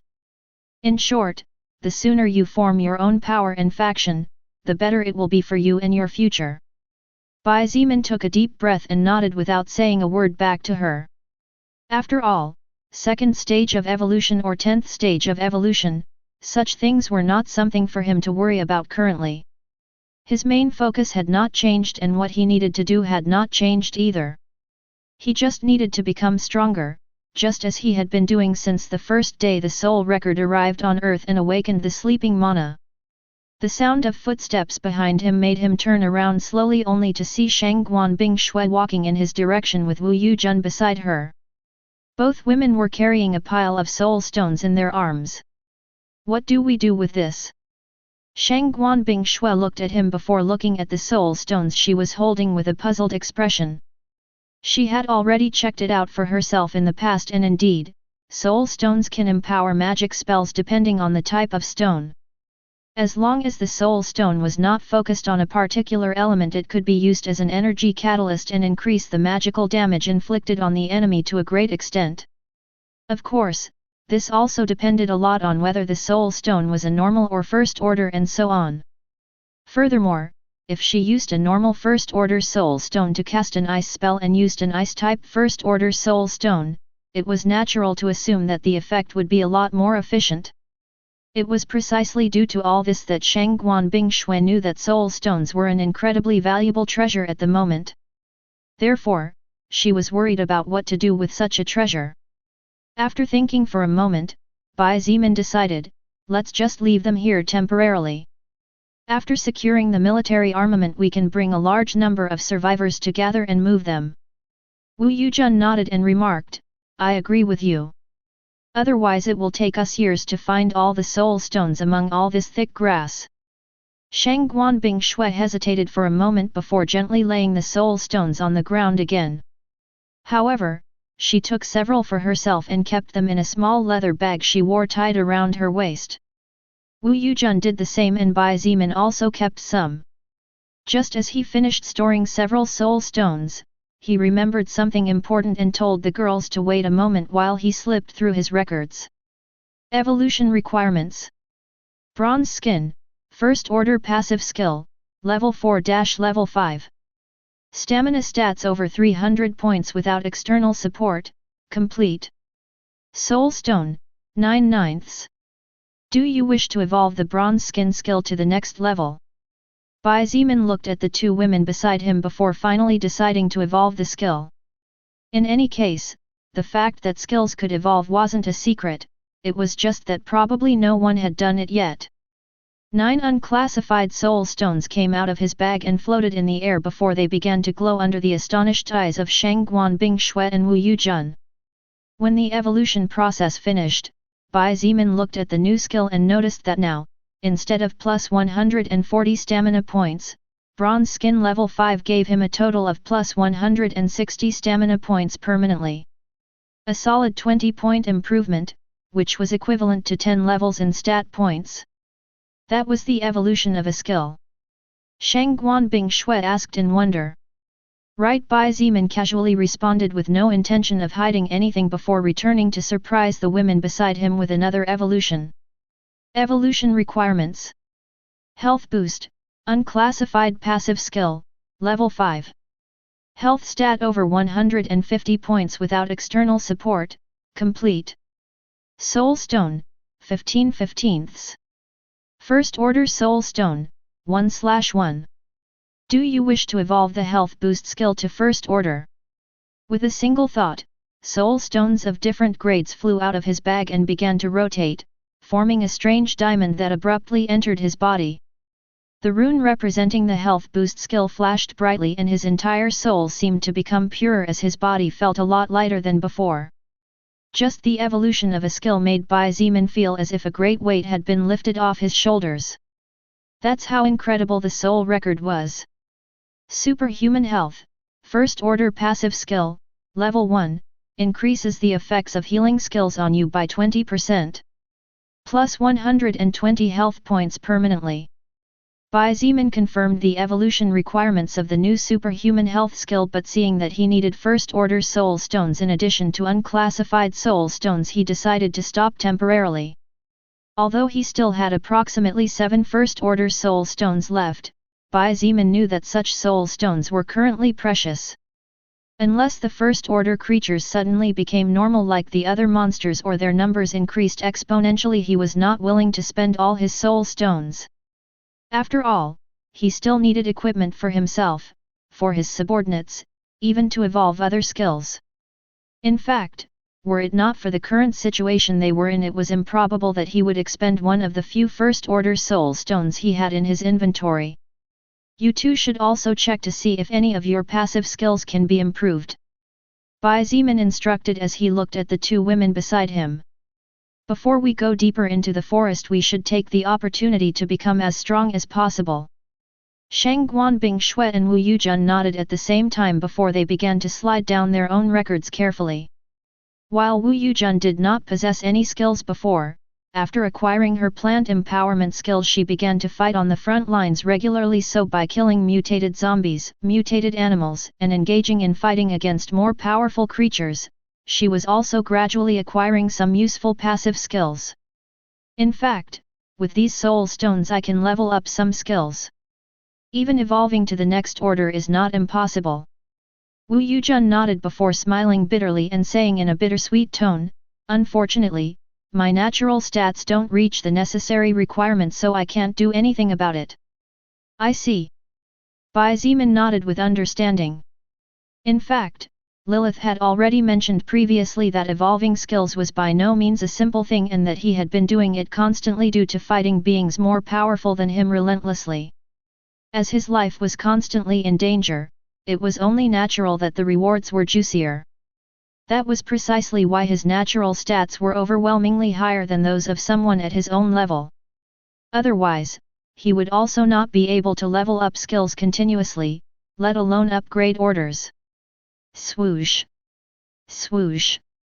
Swoosh! The wind suddenly swooshed as several soul stones flew out of the leather bag on Shang Guanbing Shui's slender waist. Flash! This is... Bai Zimin muttered to himself as he looked at the light flashing and enveloping the soul stones. The same wonderful effect of the movement of mana together with a strange feeling of closeness every time an evolution happened flooded him. Not only Bai Zimin felt this way, Wu Yujun and even Lilith herself was no different. The feeling they felt just by the mere fact of being close to the evolution process was so warm that it could not be described in mere words. Bang! With a burst of bright lights, particles of light filled with power surrounded Shang Guanbing Shui, and as she kept her eyes closed, savoring the feeling of warmth within her soul, her skill finished evolving successfully. She opened her eyes and sighed softly before looking at Bai Zimin and Wu Yujun with a rare smile. "It's done." Wu Yujun smiled back and congratulated her while Bai Zimin simply nodded towards her and urged, "Let's get going." I'd like to at least get to see the camp before nightfall." His last words were spoken in a joking tone, but the three of them knew that if a situation like the wolf spiders happened again, it was likely that they would not really reach the place even after hours of walking. ******. The group of three advanced through the forest for more than 2 hours. In fact, the amount of time they had to advance to leave the area covered with wolf spider blood totaled an astonishing 30 minutes in all. In those 30 minutes, they had advanced a total of almost 5 kilometers. That meant that all the low-level enemies within 5 kilometers had been slaughtered by Zeman's blood manipulation skill. It was only after seeing such a thing with his own eyes that he finally realized why such a powerful and mysterious being like Lilith said that his skill was more powerful than he believed. Until now, Zeman had only scratched the surface of the full potential of the blood manipulation skill. Just imagining how powerful this skill would be when it evolved and reached higher orders made his heart pound. Along the path, they encountered several enemies. All of them were naturally wild animals that had mutated due to mana and were constantly evolving due to the endless absorption of soul power. After all, unlike intelligent beings who could argue with words other than killing each other, unintelligent animals spent most of their time fighting each other, devouring each other, and constantly getting stronger. This meant that their numbers were steadily decreasing, but as a consequence, the few that remained were becoming more powerful. This would continue until one of them rose into power, becoming a terrifying existence not only with overwhelming might but also with a capacity for reasoning and judgment of its own. Lilith had told him earlier that second-order creatures could judge and have simple thoughts. Although they were not especially intelligent, neither were they incredibly dumb like those unclassified or as suicidal as those of the first order. Fortunately, no powerful beings crossed their paths. Nor were there any instances where large herds of insects or wild animals suddenly appeared and launched an attack against the group of three. "It's only a short distance from here." Wu Yujun paused for a moment and surveyed the surroundings before pointing to a strange rock in front of them. "I remember back then I told my grandfather that this rock was shaped like an alien, and less than 40 minutes later we arrived at the military zone." Zeman and Shangguan Bingshui looked at her with peculiar eyes and then looked at each other silently before looking at the strange rock. "Indeed. It looks like a cartoon-like alien." Zeman didn't know whether to laugh or cry at the sight of the rock that seemed to have a puffy head with bulging eyes and a small body. Shangguan Bingshui shook her head and did not comment on it before she started walking forward. However, just then, several roars echoed from all sides and her movements stagnated to a halt. Rumble. The ground began to shake fiercely as if a high-magnitude earthquake suddenly happened, destabilizing the three of them. "Ah!" Wu Yujun cried out, taken by surprise as she almost fell and quickly clung to her best friend as she created several ice stakes from which they both leaned on. Zeman's face changed slightly and narrowed his eyes while looking ahead. Even for himself it was a bit challenging to keep his balance if he stood in the same place without moving. Therefore, he had no choice but to take small steps sideways to adjust to the terrifying shaking of the earth. Just as they had reached what appeared to be the deep parts of the forest, an earthquake seemed to strike the earth. So much for coincidence. Zeman secretly sneered and prepared to fight. In fact, it wasn't just him who thought that way. After losing her balance at first after being taken by surprise, Shangguan Bingshui immediately recovered, and just like Zeman did, she began to move with short steps and delicate jumps on the ground she was standing on. Although it was relatively more difficult for her, Wu Yujun also managed to find her balance shortly after her childhood best friend. Blood will, 21%/50%. Here they come. There are so many of them. Zeman announced gravely as his second-order passive skill came into play. Shangguan Bingshui nodded and her eyes flashed with chilling coldness as she looked forward and stood in front of Wu Yujun to protect her in case of need. Bang! Bang! Bang! Bang! Not only did the ground rumbled, but the surrounding giant trees were also knocked down. Some of them were even directly sent flying through the air before falling with a thunderous bang several hundred meters away. My danger sense skill didn't activate until now, so there shouldn't be a second order existence. Bai Zimin thought silently as he drew his trusty sword from the scabbard strapped to his waist. Only a few seconds later, the enemies appeared in sight of the group of three. Just as Bai Zimin had said, there were many of them. There were mutated white wolves, wolves with blue fur, mutated dogs, mutated cats, there were even meter-high ants. However, the most striking were 10 frontal charging enemies, 2 of them in particular. 2 3-meter-tall bulls whose skin was as red as lava, 3 nearly 4-meter-tall rhinos with a strange metallic black color shining all over their backs and a huge metallic grey horn just above their noses, 3 lions the same height as the 2 red-skinned bulls but whose fur seemed to be covered by frost and whose eyes were as blue as the sky, and 2 huge 10-meter-tall elephants that looked like steel machines instead of living creatures with 2 big ivories sticking out of the sides of their mouths. Seeing the lineup of first-order creatures, Bai Zimin secretly clicked his tongue. It was relatively easy for him to defeat them. The problem was that except for the apparently weak fur of the 3 ice lions, the other 7 monsters seemed to be focused on strength and defense. This meant that it would be incredibly difficult for him to finish them off with a single blow. After all, the edge of his Xianyuan sword was not enough to cut through the defense of monsters clearly infinitely close to level 50. Furthermore, aside from the 10 first-order giants, there were also approximately 200 other enemies that were not weak by any means, and if they joined forces they would be a force to be considered. I'll take care of the 200 small ones. Shang Guanbing Shui stood beside him and declared, although it is not something I like to admit, you are actually stronger. You can fight against the 10 leaders. If you finish your work first, then you help me. If I finish my work first, then I help you. How about it? Bai Zimin looked at her for a second and it was only then that he remembered that he was not alone. That fighting alongside him was another being who could not be ignored, let alone underestimated. Someone whose talent for controlling mana was even superior to his own. I'll fight too. Wu Yujun stepped forward with determination, although I may not be of much help, I think I'll be able to kill 2 or 3 of them. Although Wu Yujun's level was only 23 and was still even far from the first order, her skill plant empowerment could boost her power to new heights within a forest filled with greenery like this. Therefore, even fighting against several level 24 or 25 mutated beasts without evolving would not be an impossible feat for her. Bai Zimin sheathed his sword again and nodded with a smile, then I'll go help you quickly. Shang Guanbing Shui secretly rolled her eyes upon hearing his brazen confidence but had no words to refute.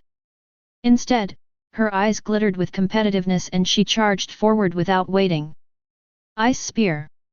Her cold voice echoed in the surroundings and with a wave of her delicate hand, 10 ice spears appeared in the air before shooting out towards 10 different enemies. Without even having crossed the first true stage of evolution, 4 mutated wolves, 3 mutated dogs, and 3 mutated cats whose specialization was agility, did not even have time to react when their heads were pierced and frozen in a cube of ice that soon spread all over their bodies. You have obtained the soul power of Dark Wolf level 23. Agility plus 4. You have obtained the soul power of Speed Cat level 24. Agility plus 3. You have obtained the soul power of Saber-toothed Dog level 25. Shang Guanbing Shui's eyes flashed brightly as 10 messages crossed her retina in the blink of an eye. Her red lips curved into a charming smile that, unfortunately, only the beasts in front of her could appreciate. This was the first time she had fought since her evolution to First Order, and seeing that she only needed to consume half the mana she would need in the past to defeat enemies above level 20, she couldn't help but get excited. Furthermore, they were all slaughtered with a simple wave of her hands, something that even for her was hard in the past as her level had been stuck at 25 with no possibility of advancing beyond that. Wu Yujun did not stand idly around either. She opened the leather sack around her waist and took out several dozen small seeds before pointing in front of her with one hand. Catch them! At her command, the vines among the thick fodder seemed to come to life as they crawled along the ground like snakes before coiling around the bodies of 3 mutated beasts. The creatures that Exceeded level 20 roared furiously and fought with all their might, causing the Wu Yujun empowered vines holding them back to start showing signs of breaking into pieces. Just then, the more than 40 small seeds glowed with a strong fluorescent green radiance and under Wu Yujun's command shot out of her hand at speeds impossible for a normal living being to glimpse. Some of the empowered seeds struck the legs, back, ears, and other body parts of the mutated beasts. Blood began to spurt out seemingly uncontrollably as the creatures writhed in pain and fury. However, the monster's struggle only lasted a second, as in the next instant several more seeds streaked across the sky and pierced their heads. Although they were small, the empowered seeds were really hard and powerful, so the heads of the three mutated monsters were filled with holes and their lifeless bodies fell to the ground with a thud. Bai Zimin surveyed the situation unfolding at lightning speed and thought that the two women would probably be fine alone. Besides, with Shang Guan Bing Shui present, Wu Yujun's safety was practically assured, so he could focus on the 10 leaders of the pack of mutant beasts.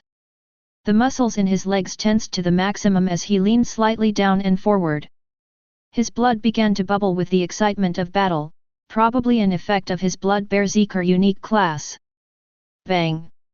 With a bang that shook the earth several meters around him and with fine cracks that stretched for nearly 10 meters in length, Bai Zimin seemed to disappear from his position. The next instant, he appeared right in front of one of the two robotic-looking elephants. Bai Zimin extended both arms forward and his two hands clutched tightly onto the creature's two ivories. Boom! At the same time that the bodies of both flattened the ground, creating a large hole of several meters in diameter with them as the center, the resulting clash between the robotic-looking elephant's charge and Bai Zimin's own charge caused a thunderous blast. The shockwave destroyed the trees 200 meters around, and many mutated beasts whose constitution was weaker exploded into pieces of bloody flesh. Boom! The gazes of Bai Zimin and the giant robotic-looking elephant met at the same instant. Their bodies clashed. The futuristic-looking elephant stomped the ground heavily, intending to send the little ant in front of it to fly, but to its utter surprise, its strength was not enough to shake its enemy. So far, the two elephants whose body was covered with a strange metallic armor had always been able to send their enemies flying. Their terrifying charges represented total destruction, and anything that got in their paths was immediately overwhelmed. Both creatures were two little overlords in this entire forest, and even among the first-order beasts they were respected by the rest. However, one of those terrifying monsters had been stopped in its tracks without being able to advance another step. The giant elephant opened its mouth filled with the blood of some other creature it had probably recently eaten and roared. "Roar all you want!" Bai Zimin sneered as his hair shook at his enemy's roar. Without warning, he too gave his own war roar and took a step forward as all his muscles swelled to the maximum extent possible. The giant elephant's eyes widened in shock as he was forced to take a minuscule step backward. One of its hind legs recoiled so slightly that it was almost imperceptible, but it was something that happened. Bai Zimin smiled and took another step forward, forcing the giant beast back another short step and crushing a few unclassified mutant beasts charging from the back of the herd. The second armored elephant roared angrily as it saw one of its fellow armored elephants being forced back and changed its charging course. With a second thunderous roar that sent shockwaves capable of crushing the eardrums of a normal person, the creature lowered its head and pointed its two ivories to the front as it looked at Bai Zimin with bloodshot eyes. At the same time, the four house-sized first-order lions slowed their steps, raising a cloud of dust in the process, and charged towards Bai Zimin at the speed of a whirlwind while freezing the ground with every step they took. The two bulls with reddish skin and the three black-armored giant rhinos also roared and rushed toward Bai Zimin right behind the second robotic elephant and the three first-order lions. Shang Guanbing Shui and Wu Yujun could not help but feel their skin ruffled as they saw the giant monsters all running in the same direction with the intention of crushing on Bai Zimin, whose size was that of an ant in comparison. Swoosh! Swoosh! The eyes of the four first-order lions glowed with a blue flash, and with a fierce roar, several giant ice stakes shot out from the ground and pierced Bai Zimin's body mercilessly. Just as he was about to be wounded, the broken bronze bell flew out of his pocket and floated above his head, releasing a yellow-colored barrier. Bang! Bang! Bang! Bang! Bang! The sharp ice stakes over a meter thick hit the barrier and slowly cracks began to spread across the protective layer that threatened to collapse under the pressure soon.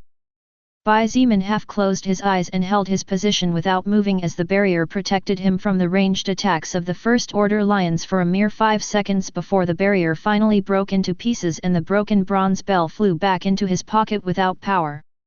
Just then the second robotic elephant headed forward and Bai Zimin laughed. He stopped pressing the robotic elephant he was holding tightly with both hands and activated his unstoppable front charge skill. Swoosh! His body seemed to turn into a shadow that slid across the ground and passed underneath the body of the robotic elephant that was being restrained. In just 0.01 seconds, Bai Zimin had appeared 10 meters behind it. Boom! Roar! Just then, just a split second later there was a huge boom behind Bai Zimin and a terrifying roar that was filled with pain. It turned out that the second robotic elephant charging forward actually failed to stop its charge as it clearly did not expect its target to disappear without a trace in such a short time, so its two brilliant ivories pierced through the apparently impenetrable armor of the first robotic elephant that Bai Zimin was contending with. But this was not all. When the first robotic elephant was deeply wounded in the abdomen by its companion of the same species, it was forced to walk to the left and as a consequence one of the black-armored rhinos hit it hard and sent it flying more than 20 meters forward. As for Bai Zimin, he had appeared right in front of one of the 4 First-Order lions. The beast's blue eyes looked astonished at the sudden appearance of a shadow that grew bigger and bigger in its pupils, and just as it was about to open its mouth to bite, the enemy attack reached it. "Grit your teeth well, Jungle King." Bai Zimin laughed out loud and pulled the Xianyuan sword out of its sheath as his whole body whirled like a spinning top before slashing with all his might diagonally. Boom! When the metal blade of the Xianyuan sword impacted onto the First Order lion's head, a deep bloody wound appeared. However, not even a flicker of time later, the entire head of the beast broke into thousands of pieces. The red blood and flesh of the evolved beast tainted the entire battlefield and the now headless 3-meter body was sent flying straight backward, smashing into several trees in the process and destroying everything in its path. You have received the soul power of First Order Frost Control Lion level 44.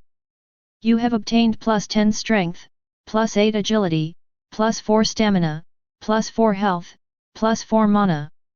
If it were in normal times, Bai Zimin would definitely not be able to take out the life of the Frost Control Lion with a single attack and in such a simple manner.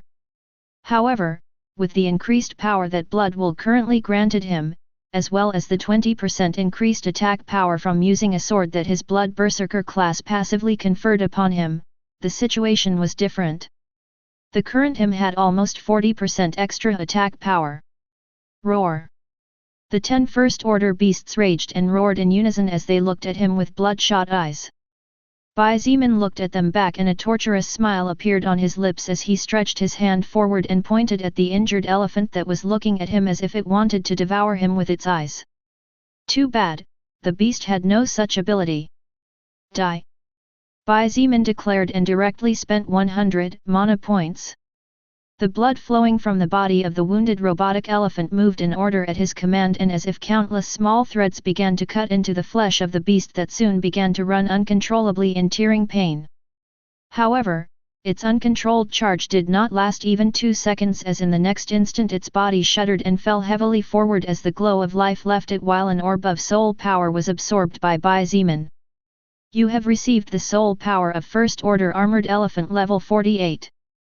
You have obtained strength plus 15, stamina plus 10, health plus 10. With the thin but terrifying strands of blood formed by Bai Zimin under the command of his blood manipulation skill, the inside of the First Order Armored Elephant's already wounded body was torn apart and its heart was completely destroyed. In fact, Bai Zimin did not care about anything but killing his enemy, and that was precisely why he expended so much mana all at once. Otherwise, the cost would have been considerably lower. However, the current situation did not allow Bai Zimin to rest, as although he was strong, he was still facing several First Order existences at the same time. The 3 frost control lions roared at the same time and expelled a powerful ice breath that seemed to be able to freeze everything in its path. In fact, although the frozen breath had not touched the ground and passed over 2 meters high, a thick line over 5 meters thick covered every part it passed through as if it were a laser beam of ice frost. Bai Zimin did not dare to take such a magical attack head-on when he saw the terrifying effect it had on the environment and quickly stomped on the corpse of the frost control lion he had killed a moment ago to propel himself sideways. However, he still underestimated too much the speed at which the 3 frozen breaths flew. While the attack did not hit him directly, only the close aura that came into contact with his body caused a thin layer of ice to appear above him. Damn it! He couldn't help but curse. His black hair now had a thin layer of light blue in it just like his full coat. His movements naturally became slower and after a quick analysis, Bai Zimin realized to his utter dismay that in fact, he had lost 15% of his mobility.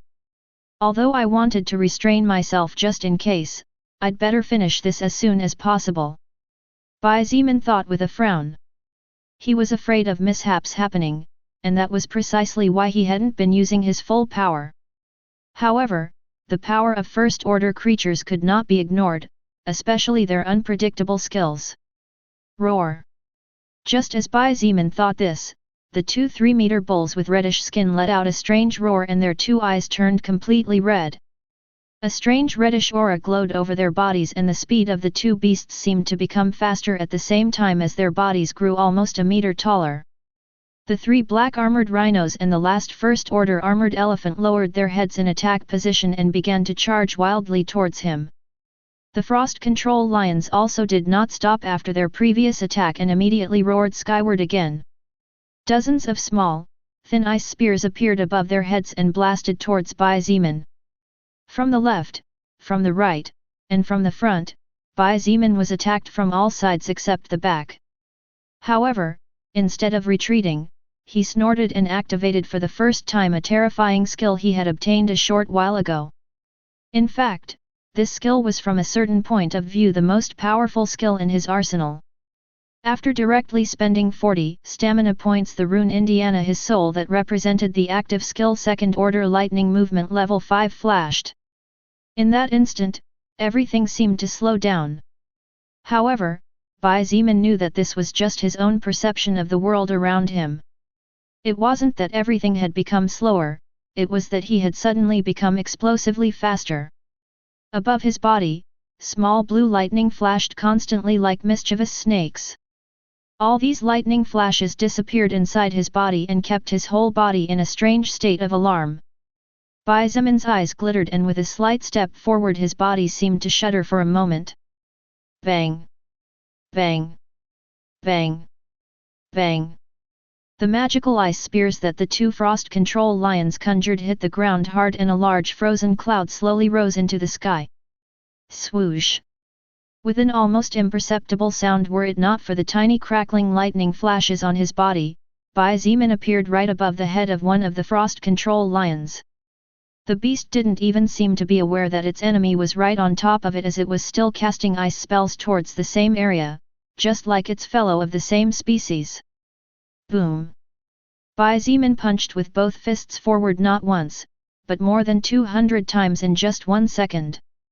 The result was a thunderous explosion even more powerful than all the previous ones, and the head of the frost control lion exploded into 1,000 pieces just like the previous one. You have received the soul power of First Order Frost Control Lion level 45. You have obtained +5 strength, +3 agility, +1 health, +1 mana. With now over 280 agility points, Bai Zimin was like a ghost. The other First Order existences simply had no way of noticing his movements, and before they could react, the head of the last Frost Control Lion exploded in a bloody mess as well, drenching the ground in red. You have received the soul power of First Order Frost Control Lion level 44. No more stats, hey. Bai Zimin's voice rang out on the battlefield, but his body could hardly be seen except for the trail of small blue lightning that he left behind wherever he passed by.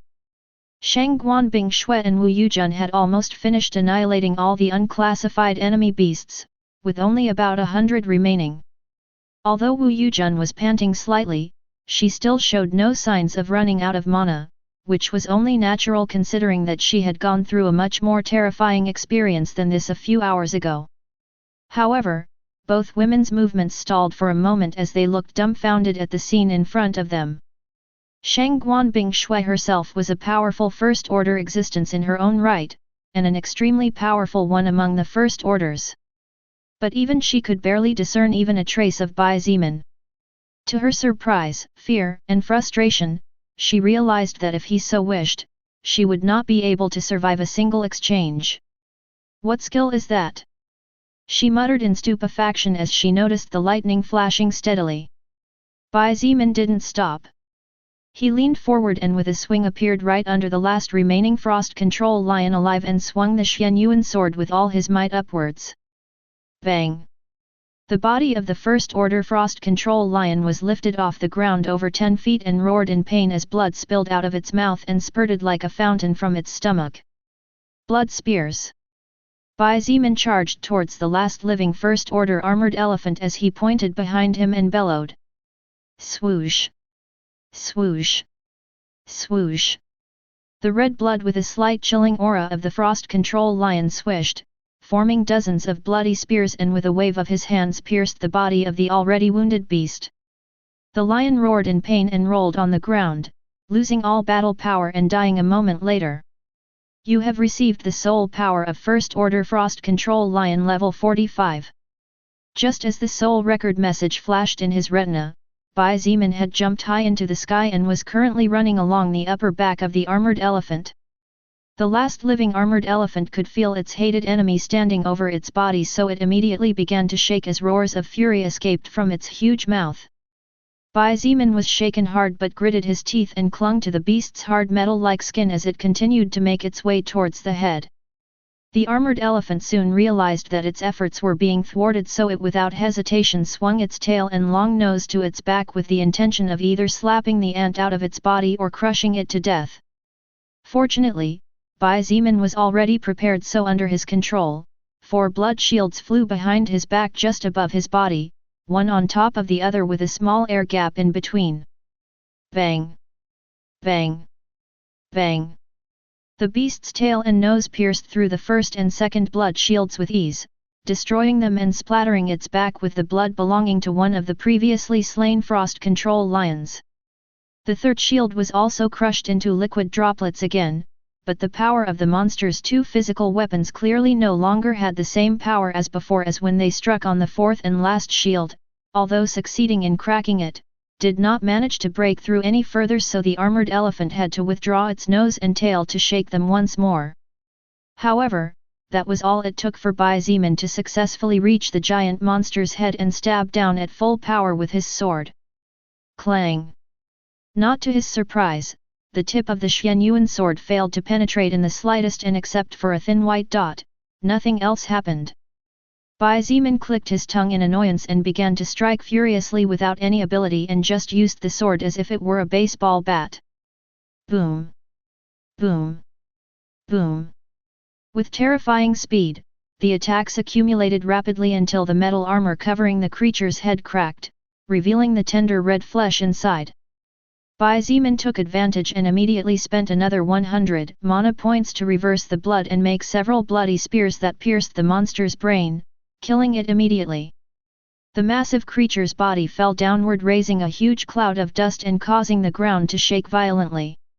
You have received the soul power of First Order Armored Elephant level 50. You have obtained Strength plus 10, Stamina plus 10, Health plus 5. In the air, Bai Zimin received the message from the soul record and was secretly surprised. His heart filled with fear as he realized that this armored elephant was an existence on the threshold between the First Order and the Second Order, just one step away from becoming a terrifying being. He had barely reached the ground when he was greeted by the enraged charge of the 2 First Order bulls. However, swoosh! Swoosh! The wind howled and the 2 creatures continued their charge when suddenly their bodies were cut in 2 halves. Blood along with flesh and internal organs splattered all over the ground, joining the pool of blood that was beginning to form after the constant bloody accumulation of so many huge creatures. You have received the soul power of First Order Impetus Bull Aura level 38. You have received the soul power of First Order Impetus Bull Aura level 39. Bai Zimin stopped and looked back over his shoulder. The Xianyuan sword in his right hand dripped with the blood of the recently slayed enemies. As if they did not know the meaning of the fear of death, the three black-armored rhinos and the only enemy First-Order beings on the battlefield charged forward while roaring loudly. Their hooves left deep marks in their tracks and the earth shook with every movement. Just the sight of such terrifying beings of overwhelming size was more than enough to scare any human. Even more so considering that the physique of humans was naturally weaker than that of animals, something that even the soul record could not change. Most of the time, when a human and a beast of the same level faced each other, the beast had a better chance of winning. These were innate qualities that could not be changed. Of course, there were also species that were not different from humans with terrifying physiques. However, this was something from other worlds and not the earth where Bai Zimin was born. Bai Zimin advanced instead of retreating, engaging in close combat with the three black-armored rhinoceroses. The beasts possessed especially terrifying defense and their strength was monstrous. However, Bai Zimin's agility under the use of his lightning movement skill was comparable to a second-order existence. Therefore, the three beasts could not even touch him and the bloody wounds soon began to pile up. Shang Guanbing Shui clenched her pearly teeth secretly and her eyes glittered strangely. She pointed her delicate hand skyward and her cold voice rang out, "Ice bullets!" Over 100 ice bullets appeared several meters above the ground and with a wave of her hand they began to bombard the battlefield. Bang! Bang! Bang! Bang! Bang! Bang! The unclassified beasts numbering approximately about 100 were now scattered, thus several ice bullets hit the ground and created small holes that were soon sealed by a thin layer of ice. However, Shang Guanbing Shui had launched a large-scale attack and had not focused on accuracy, instead her main goal was to wipe out as many enemies as possible in the shortest amount of time. Roar! Roar! Several unclassified beasts were pierced in different parts of their bodies. The ice bullets heavily compressed with mana and magic created by Shang Guanbing Shui had pierced them from side to side and thumb-sized bloody holes began to appear on several of them. Even those that had been directly slaughtered by one or more ice bullets to the head were not spared from having their bodies brutally pierced several more times by Shang Guanbing Shui's skill. Swoosh! Suddenly, a silhouette appeared and with a punch, a mutated dog's head was smashed. Shang Guanbing Shui sighed as she saw Bai Zimin start attacking the weaker beasts, as this meant that he had finished first. However, before she could think too much, her mind went blank as she saw two more Bai Zimin appearing on the battlefield and starting a massacre on the few beasts that had not yet died. What? Wu Yujun exclaimed in shock as she witnessed the scene unfold. Looks like I finished my work sooner. A voice with a hint of mockery sounded from behind both of them and the two women hurriedly turned around as they recognized that unmistakable voice. You! Shang Guanbing Shui's eyes widened as she looked at Bai Zimin standing only a few steps away. Wu Yujun rubbed her big eyes several times and turned her head repeatedly to look behind her and then ahead. However, no matter what she did, the reality did not change. Indeed, there were four Bai Zimin. Behind the Bai Zimin who looked at them with a small smile on his face, the corpses of the three black-armored rhinoceroses lay on the ground with numerous wounds and their bodies in a bloody mess. Seeing the two women in front of him looking at him with surprise impossible to conceal or hide, Bai Zimin naturally understood the reason. That is one of my skills. Those three are my clones. He explained without giving too many details about it. Shang Guanbing Shui blinked, causing her long eyelashes to flicker gently, and after a moment of hesitation simply nodded without commenting any further on the matter before looking at the three clones unleashing a massacre among the unclassified beasts. Although she did not know what kind of skill it was, after looking carefully she easily noticed that although all three were clones of Bai Zimin, the overall strength of the three was infinitely lower than the real body. Occasionally there was a level 25 creature at the threshold of evolution that managed to survive one or two strikes from one of the clones before dying, which if it possessed 100% of Bai Zimin's real power would never happen. This was also natural and allowed Shangguan Bingshue's beating heart to calm down a bit. After all, if a single Bai Zimin was already a monster, then 4 of him with such power would make him practically unstoppable, which made no sense considering that the soul record had arrived on Earth a little less than a month ago. Even monsters needed time to grow. Whoa! That lightning skill must be awesome! Wu Yujun exclaimed like an excited little girl as she watched the blue lightning flashes appearing and disappearing on the surface of Bai Zimin's body. He just smiled slightly and said nothing about it. Lightning movement was a powerful second-order skill at its maximum level, how could it be normal? Besides, Lilith even said that it was one of the strongest skills of one of the archangels of the heavens army that the Bible God led.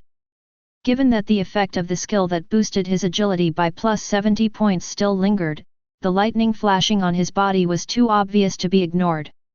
As he did not consume extra stamina by keeping the skill active, Bai Zimin did not think about deactivating it as it would be pointless to do that to begin with. As the clones made a quick work on the few unclassified beasts, Bai Zimin lamented silently that he had not received any extra stats from the black-armored rhinos. Still, he managed to level up to level 40 and gain another 2 stat points to distribute freely. In short, he had to absorb the soul power of 11 first-order existences, his own category, as well as the soul power of several weaker enemies, to raise just 1 level. Bai Zimin, First Order. Status points, 62. Level, 40. Race, Human. Class, Blood Berserker, Blood Will Mode. Subclass, Lower Leader. Title, One Hit to Kill. Strength, 199, plus 30, / Agility, 197, plus 15, equals 212-282 / Health, 233, plus 5, / Stamina, 371, plus 5, equals 376-321 / Mana, 297, plus 50, equals 347-160 / Magic, 249, plus 90. Skills.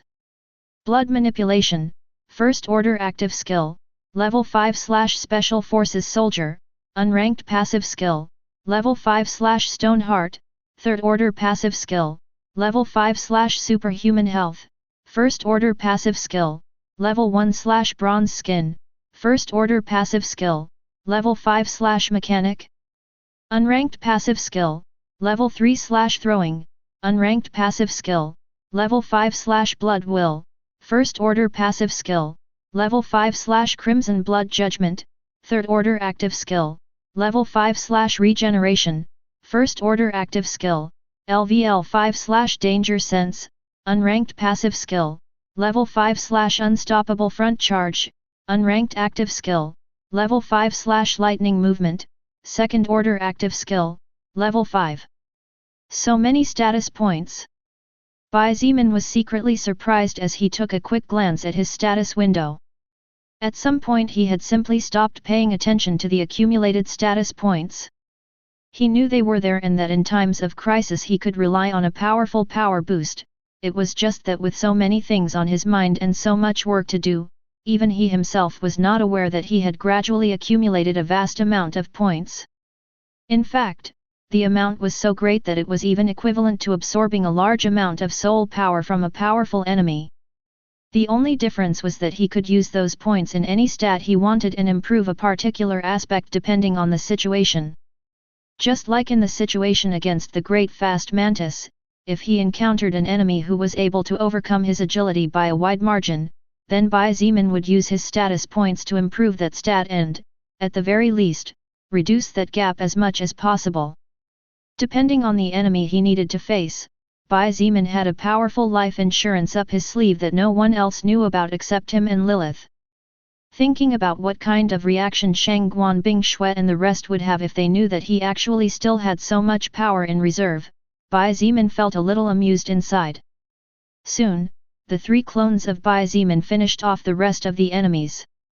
Since the purge had been quick thanks to Wu Yujun, who still needed the soul power and extra stats, he had only consumed roughly 6 stamina points from the appearance of the clones. Blood will, 48%/50%. The three looked at each other and all saw relief in their eyes. From the first instant they set foot in this forest, the oppressive aura of mystery, the fear of the unknown, as well as the instinct of danger, had been constantly pressing on their shoulders. Now that the last wave of monsters had been wiped out, they could finally take the final few steps and reach the reward they had been working so hard for.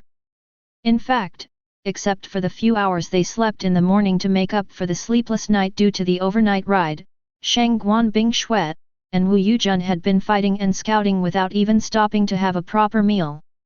As for Bai Zimin, he hadn't even slept except when he lost consciousness after forcing himself too much.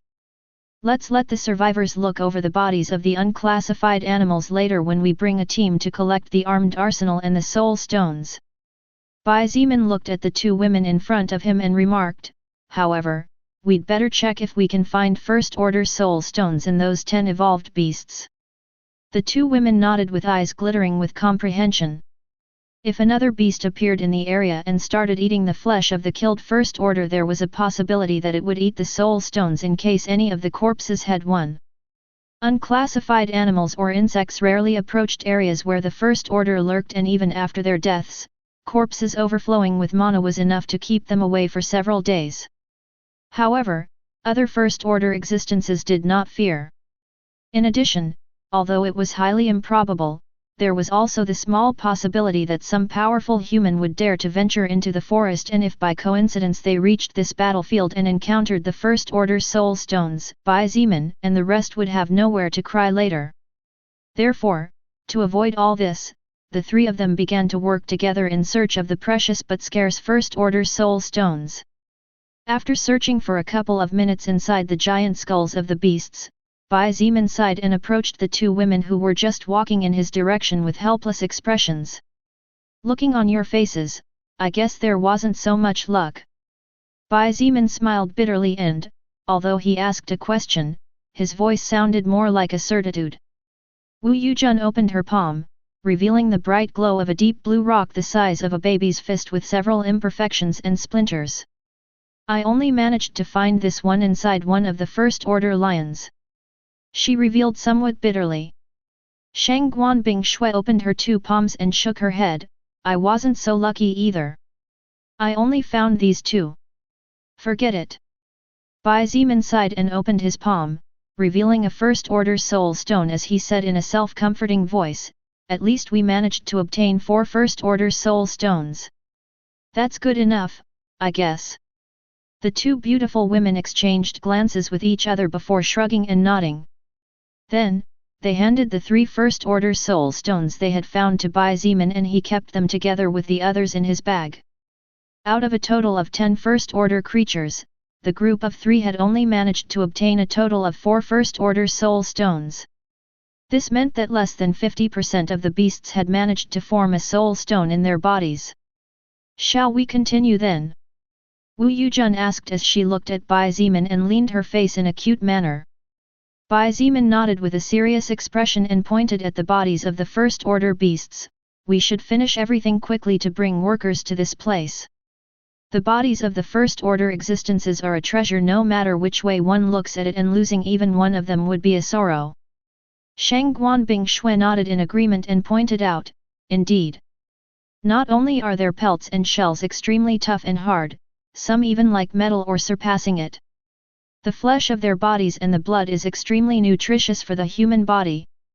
The flesh and blood of First Order creatures were not only extremely delicious when it was properly cooked, but it could also grant free stat points to those who were weaker and even help to cure illnesses such as colds. Fortunately, in addition to the 4 First Order soul stones, Wu Yujun had also found a skill scroll that was given to Bai Zimin. He simply put it in his bag to look at it later, since the sun was barely illuminating the thick forest with the approach of night, and he knew that it would be better to finish the ride as soon as possible to maximize their safety. Soon, the 3 of them left the area and went deeper into the forest. ******. Phew. Bai Zimin loudly exhaled a sigh of relief when he finally saw the military camp a few meters ahead. All along the way, his muscles had been tensed to the max and he was on constant alert. This was because the appearance of the 10 first-order creatures and the other unclassified beasts was too abnormal. Generally, the beasts fought each other since they had no intelligence, they just followed the instinct to constantly evolve without stopping.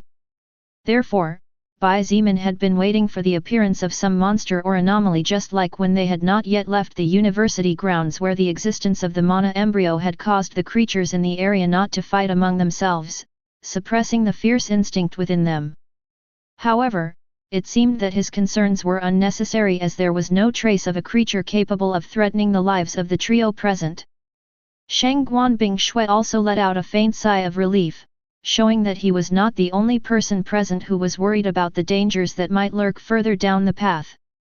From the terrifying appearance of the sea of wolf spiders to the pack of unclassified beasts under the leadership of the 10 first-order creatures, no matter which of the two situations it was, both were extremely dangerous. A normal human being or even an armed army would have been annihilated without a doubt under such attacks. In fact, if not for Bai Zimin's irregular existence, Shang Guanbing Shui herself and Wu Yujun would have been killed by the sea of spiders. Even if Shang Guanbing Shui did not faint due to her arachnophobia, her mana and stamina would have been exhausted before she managed to get out of the arachnid ring. As for killing over 100,000 beasts single-handedly, it was not something a first-order being could accomplish just because they were a higher order. Therefore, it could be said that only Bai Zimin's group currently had the qualifications to reach this place and, perhaps, a few outstanding geniuses or lucky people who had their own fortuitous encounters. Unknown to Bai Zimin was that several hundred meters distance away, on a tree, a small ape with a head almost as big as its body was gazing at them coldly. The ape's body was slender and about 5 feet tall. Its two bulging eyes flashed with intelligence that a normal monster should not possess, and the beast seemed to hesitate before leaping from the tree and fleeing in a southwesterly direction, disappearing into the dense foliage of the forest. Bang! Bai Zimin kicked the double metal gate sealing the entrance to the military settlement, sending it flying several meters and causing a rather loud bang to echo everywhere. A group of zombies near the entrance turned their pale faces and their lifeless eyes fixed on the group of 3 that had just entered the facility. With growls that seemed to come from the depths of their throats, the 20-plus zombies began to stagger toward them while waving their hands. Wu Yujun and Shang Guanbing Shui sighed at the sight of the military uniform the zombies were wearing. Although they had guns on their waists and a few of them even carried machine guns on their backs, the zombies did not know how to use weapons. They just moved forward and scratched or bit out of instinct. Bai Zimin did not care whether these zombies were brave soldiers of the country in the past or not. To him, anything that stood in his way of survival and his family was an enemy that needed to be eradicated. Therefore, without even hesitating, he pulled out the desert eagle he had hidden on the inside of his full coat and pointed it forward. A thunderous bang sounded and 50 meters ahead, a zombie in military uniform received a bloody hole right in the middle of its forehead before collapsing with a thud on the floor. With the skill Special Forces soldier, Bai Zimin was comparable to the best elites of humanity before the apocalypse. Therefore, his shooting skill was almost perfect. In fact, he was confident of successfully hitting his enemy's head as long as he was a maximum of 200 meters away from him. Attracted by the sound of the loud gunshot, more and more zombies were attracted by the noise and began to move towards the entrance of the military camp with staggering steps. Holding his Desert Eagle in his right hand, Bai Zimin aimed at the zombies and fired continuously. His expression was so nonchalant that he looked like a person playing a target shooting video game on a console rather than a person who was firing a real weapon to take the lives of people who in the past were the protectors of his homeland. The zombies were constantly moving, which made it difficult to aim and greatly decreased the hit rate. However, this was only for a normal soldier. From a distance of less than 100 meters, it was simply impossible for Bai Zimin to miss unless the zombies' movement speed was infinitely higher than the current one. Therefore, each shot impacted powerfully on a zombie's forehead, exploding their heads and staining the ground with blood and brain matter. After finishing the first magazine, Bai Zimin took out another one and calmly replaced it before resuming the one-sided slaughter. With each shot, a zombie would fall and Bai Zimin would step forward. Although he could simply decapitate them all, he wanted to improve his current marksmanship even more. While it was true that the Special Forces soldier skill gave him a high level of hit rate, he himself could improve that marksmanship by practicing on his own. Shang Guanbing Shui looked at him for a moment before hesitating and pulling out a Type 54 pistol from her waist. She took a second to aim at a zombie more than 30 meters ahead and then pulled the trigger without changing her expression. Bang! A bloody wound appeared on the zombie's head and the creature, deprived of all reasoning, fell lifeless to the ground. A small orb of soul power came out of its body and entered Shang Guanbing Shui's body. However, the difference between the soul power gained and not having gained anything was not so big to the current her. Bai Zimin looked at her with indifferent eyes before continuing to shoot. However, he was secretly surprised by her marksmanship. Seeing her shoot in such a manner made his thought that she was part of a powerful family only increased even more. Although it was possible that she had obtained some skill scroll that granted her such marksmanship, his instinct told him that this was not the case here. Wu Yujun shrugged her shoulders at the sight of the two of them shooting zombies to death and stood in a corner as she surveyed the surroundings with her big eyes filled with curiosity. Because she had not trained in any martial arts or anything similar, Wu Yujun had been just an ordinary girl without any outstanding physical prowess before the intervention of the soul record on Earth. In fact, Bai Zimin was not much different from Wu Yujun in this respect. Although he was stronger and faster than the average person, he was completely within human limits and was nothing exaggerated. However, after being constantly enhanced by the power of the soul record, having absorbed the soul power of different types of beings, both of them had acquired a number of different combat skills that increased their overall power by a wide margin. It was just that these skills consumed too much additional mana and stamina, so they could not be depended upon at all times.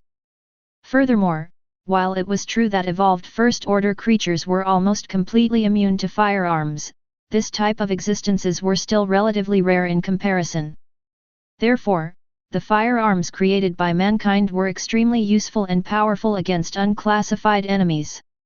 Mastering marksmanship and increasing the hit rate of shots not only prevented stamina from being consumed, but as a consequence, the chances of survival in different situations would also be higher.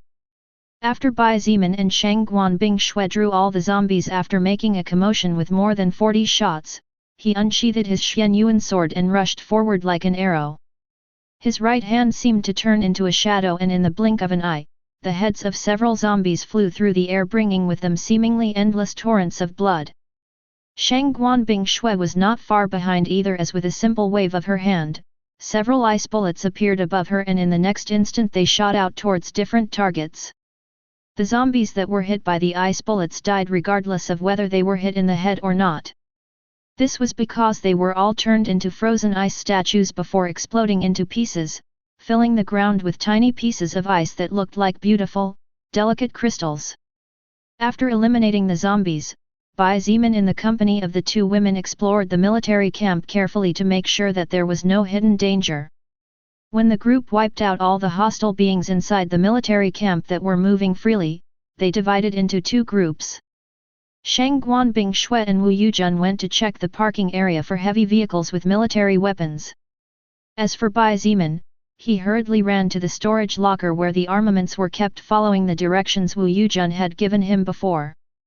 So that's how it is. Bai Zimin muttered to himself. In front of him, a metal door that was firmly closed with several electronic security locks barred his way. The door was obviously made of extremely strong metal capable of resisting external firepower. However, you can't stop me. He unsheathed his Xianyuan sword and placed the tip on the metal door. Then he pushed inward, easily piercing through the door until half of the over a meter-long sword blade had disappeared out of sight. Like a knife slicing through hot butter, the Xianyuan sword's blade easily cut the military security door open in half in a matter of seconds. The Xianyuan sword might not be able to pierce the defense of first-order creatures that exceeded level 40 by a wide margin. However, Being able to pierce the defenses of an armored vehicle, cutting this metal door was not a challenge at all for Bai Zimin. Boom! The multi-ton heavy door fell heavily backward and the ground shook fiercely, causing several cracks to spread across the thick concrete walls of the vault. Bai Zimin took a step forward, but just then his blood will skill activated and his expression changed slightly. Bang! Bang! Bang! Bang! Bang! A golden shower of bullets from inside the vault suddenly fell on Bai Zimin and his body was hit countless times. A dozen men dressed in military uniforms held Type 56 semi-automatic assault rifles in their hands and opened fire without hesitation while looking in the direction of the door with eyes filled with fear. Due to his bronze skin skill, which gave him a tougher and more resistant skin than any living being before the awakening of mana with the intervention of the soul record, normal bullets could no longer hurt Bai Zimin. Only armor-piercing bullets or heavy weapon bullets could actually pierce through his defenses. However, that did not mean that he was immune to bullets completely. Bai Zimin quickly raised both arms in a cross and hurriedly covered his face and head as pain flashed in his eyes. Bai Zimin backed up several steps while raising both arms in front of his face, covering most of his head. The muzzles of the guns in the hands of the military roared in sync and covered his body with hundreds of shots in a matter of a second. However, all those bullets simply ricocheted and flew to the ground, falling with loud metallic sounds. Bai Zimin's full coat was a rare grade treasure capable of protecting him from smaller caliber bullets, but it did not protect him against intermediate caliber bullets, let alone high caliber bullets. Fortunately, with his passive bronze skin skill and his full coat working in tandem, 90% of his body only felt a slight tingle that was easily ignored by him. However, the same could not be said for the area of his legs below the knee and his bare hand. Bai Zimin's face wrinkled slightly due to the pain, and for a moment the urge to slaughter all the people inside the armed arsenal consumed him. However, he fought against that desire and forcibly suppressed it. While these rather old vintage gun bullets did not have the power to really hurt him, his internal organs were as weak as they had always been in the past, so it was extremely painful to receive such metallic impacts at such speed constantly. The broken bronze bell was currently recovering its depleted power within the pocket of his full coat.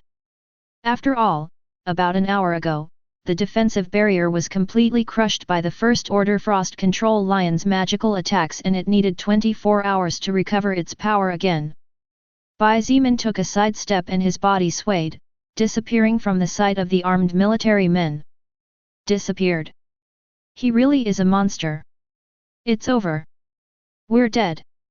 The soldiers began to wail. Remember. A middle-aged man with an average appearance but with a brave and stern expression, apparently the leader of this troop, shouted, "If the worst comes to the worst, then we will detonate this whole place and take this demon with us to hell." Behind the wall, Bai Zimin rubbed his hands together, and seeing the white marks he couldn't help but grimace as he cursed under his breath. He had not killed the military for two reasons. The first reason was because these military men had fired immediately out of fear of what was happening in the world outside the vault. Even with so many guns, they had not yet left the place, which meant that whatever they had seen outside had destroyed all their hopes. Such people were not necessarily their enemies. On the contrary, they could become one of his strongest allies in the early stages if Bai Zimin played his cards right. This was precisely the second reason. He lacked people with military training and skill in firearm control. Not only would it be good for him if these militias obeyed him for a mere reason, if he could get them to become his subordinates, then Bai Zimin could get them to train more survivors under a strict military regime. Besides, Bai Zimin needed people who knew how to operate military vehicles. If Shang Guanbing Shui and Wu Yujun found armaments similar to tanks or even battle helicopters, Bai Zimin would need people capable of operating such machines. Something he currently lacked. "Don't open fire. I'm human just like you," he shouted in a deep voice from his temporary hiding place. "Nonsense!" A military man roared from a distance and spat on the ground. "A human immune to bullets from a dozen guns and capable to move at such speed? Ha!"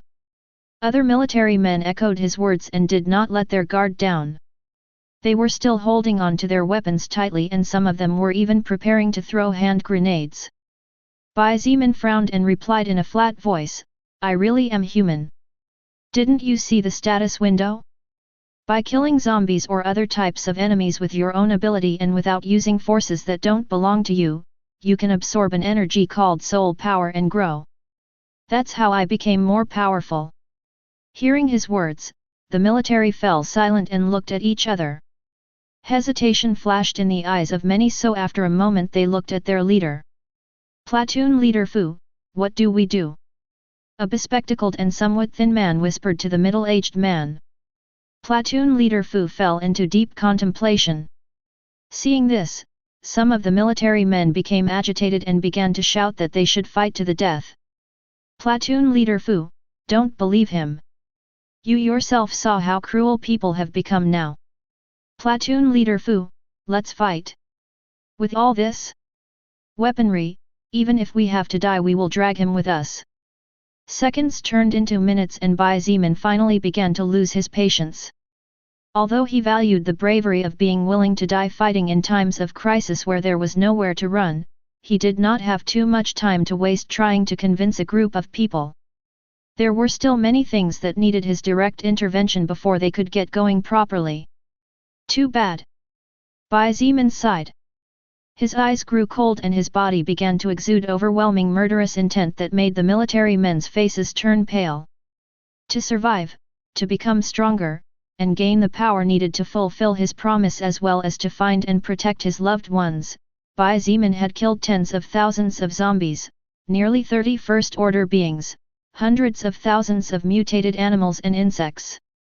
To say that he had walked over mountains of corpses and stepped on the bones of so many living beings while bathing in their blood was no exaggeration. His once white and innocent hands were long gone.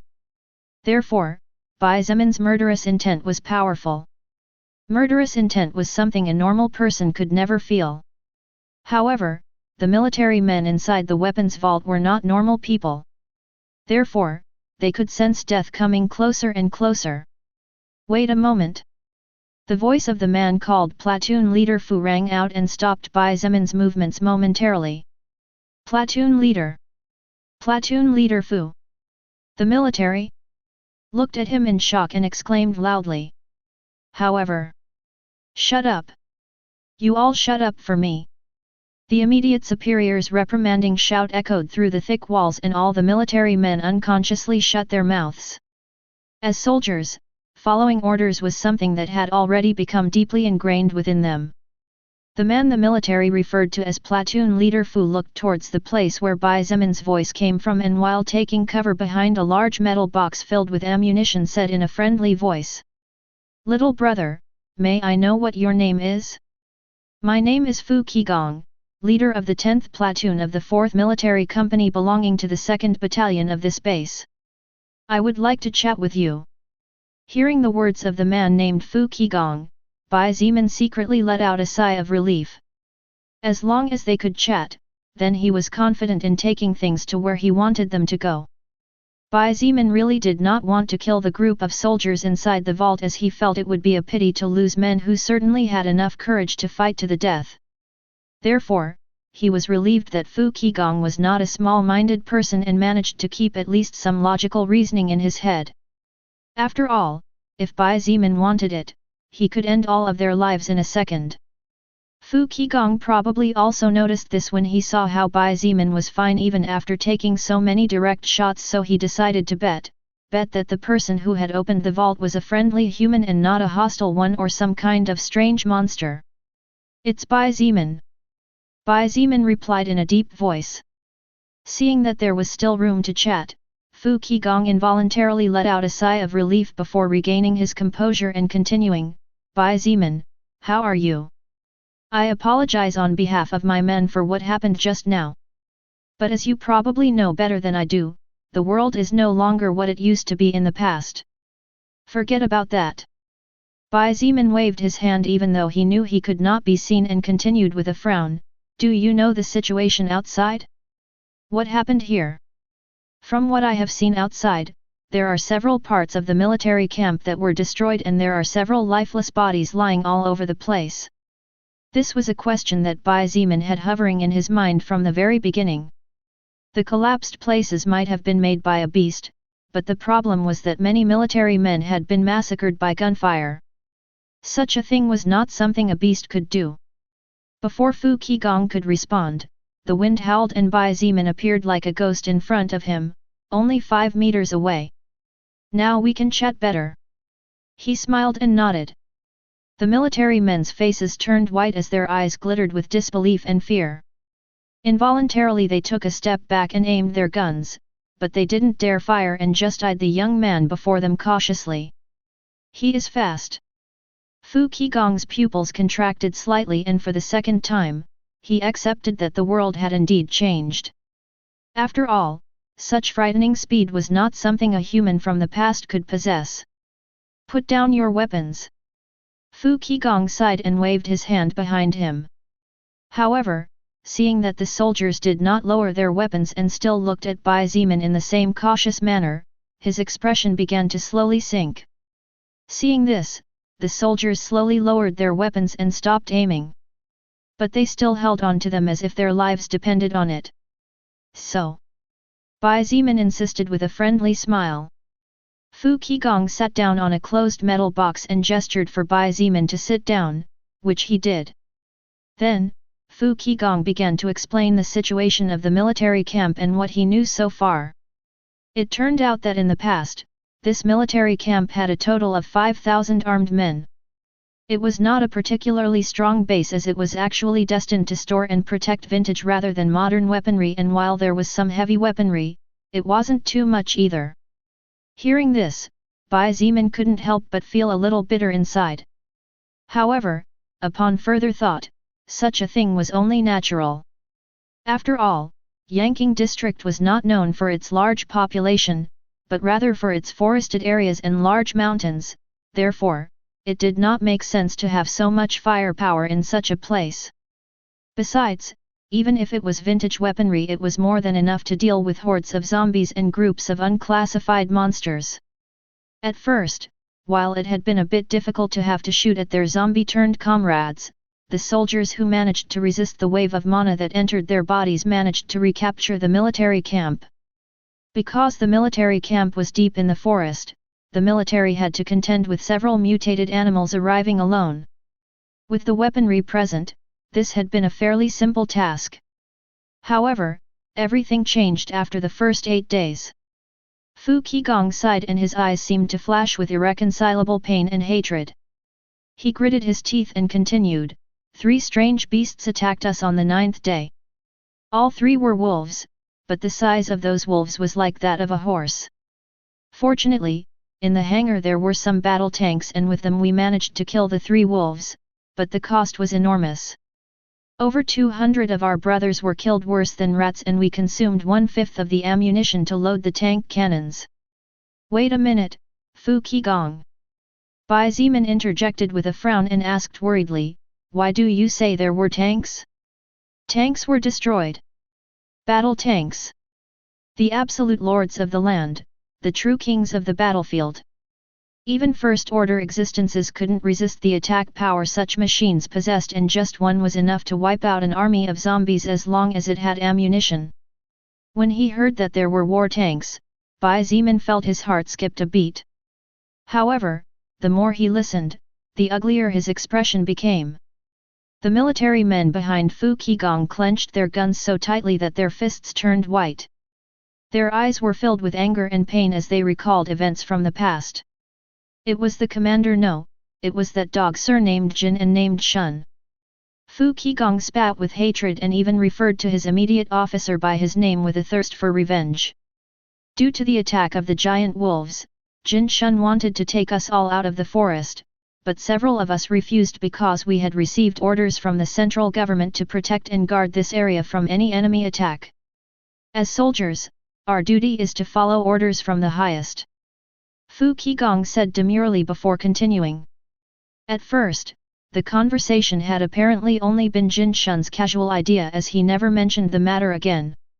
However, 2 days later, he along with more than 1,500 men left during the night, taking with them the tanks and most of the vehicles mounted with guns, leaving behind some 500 who were unwilling to follow him.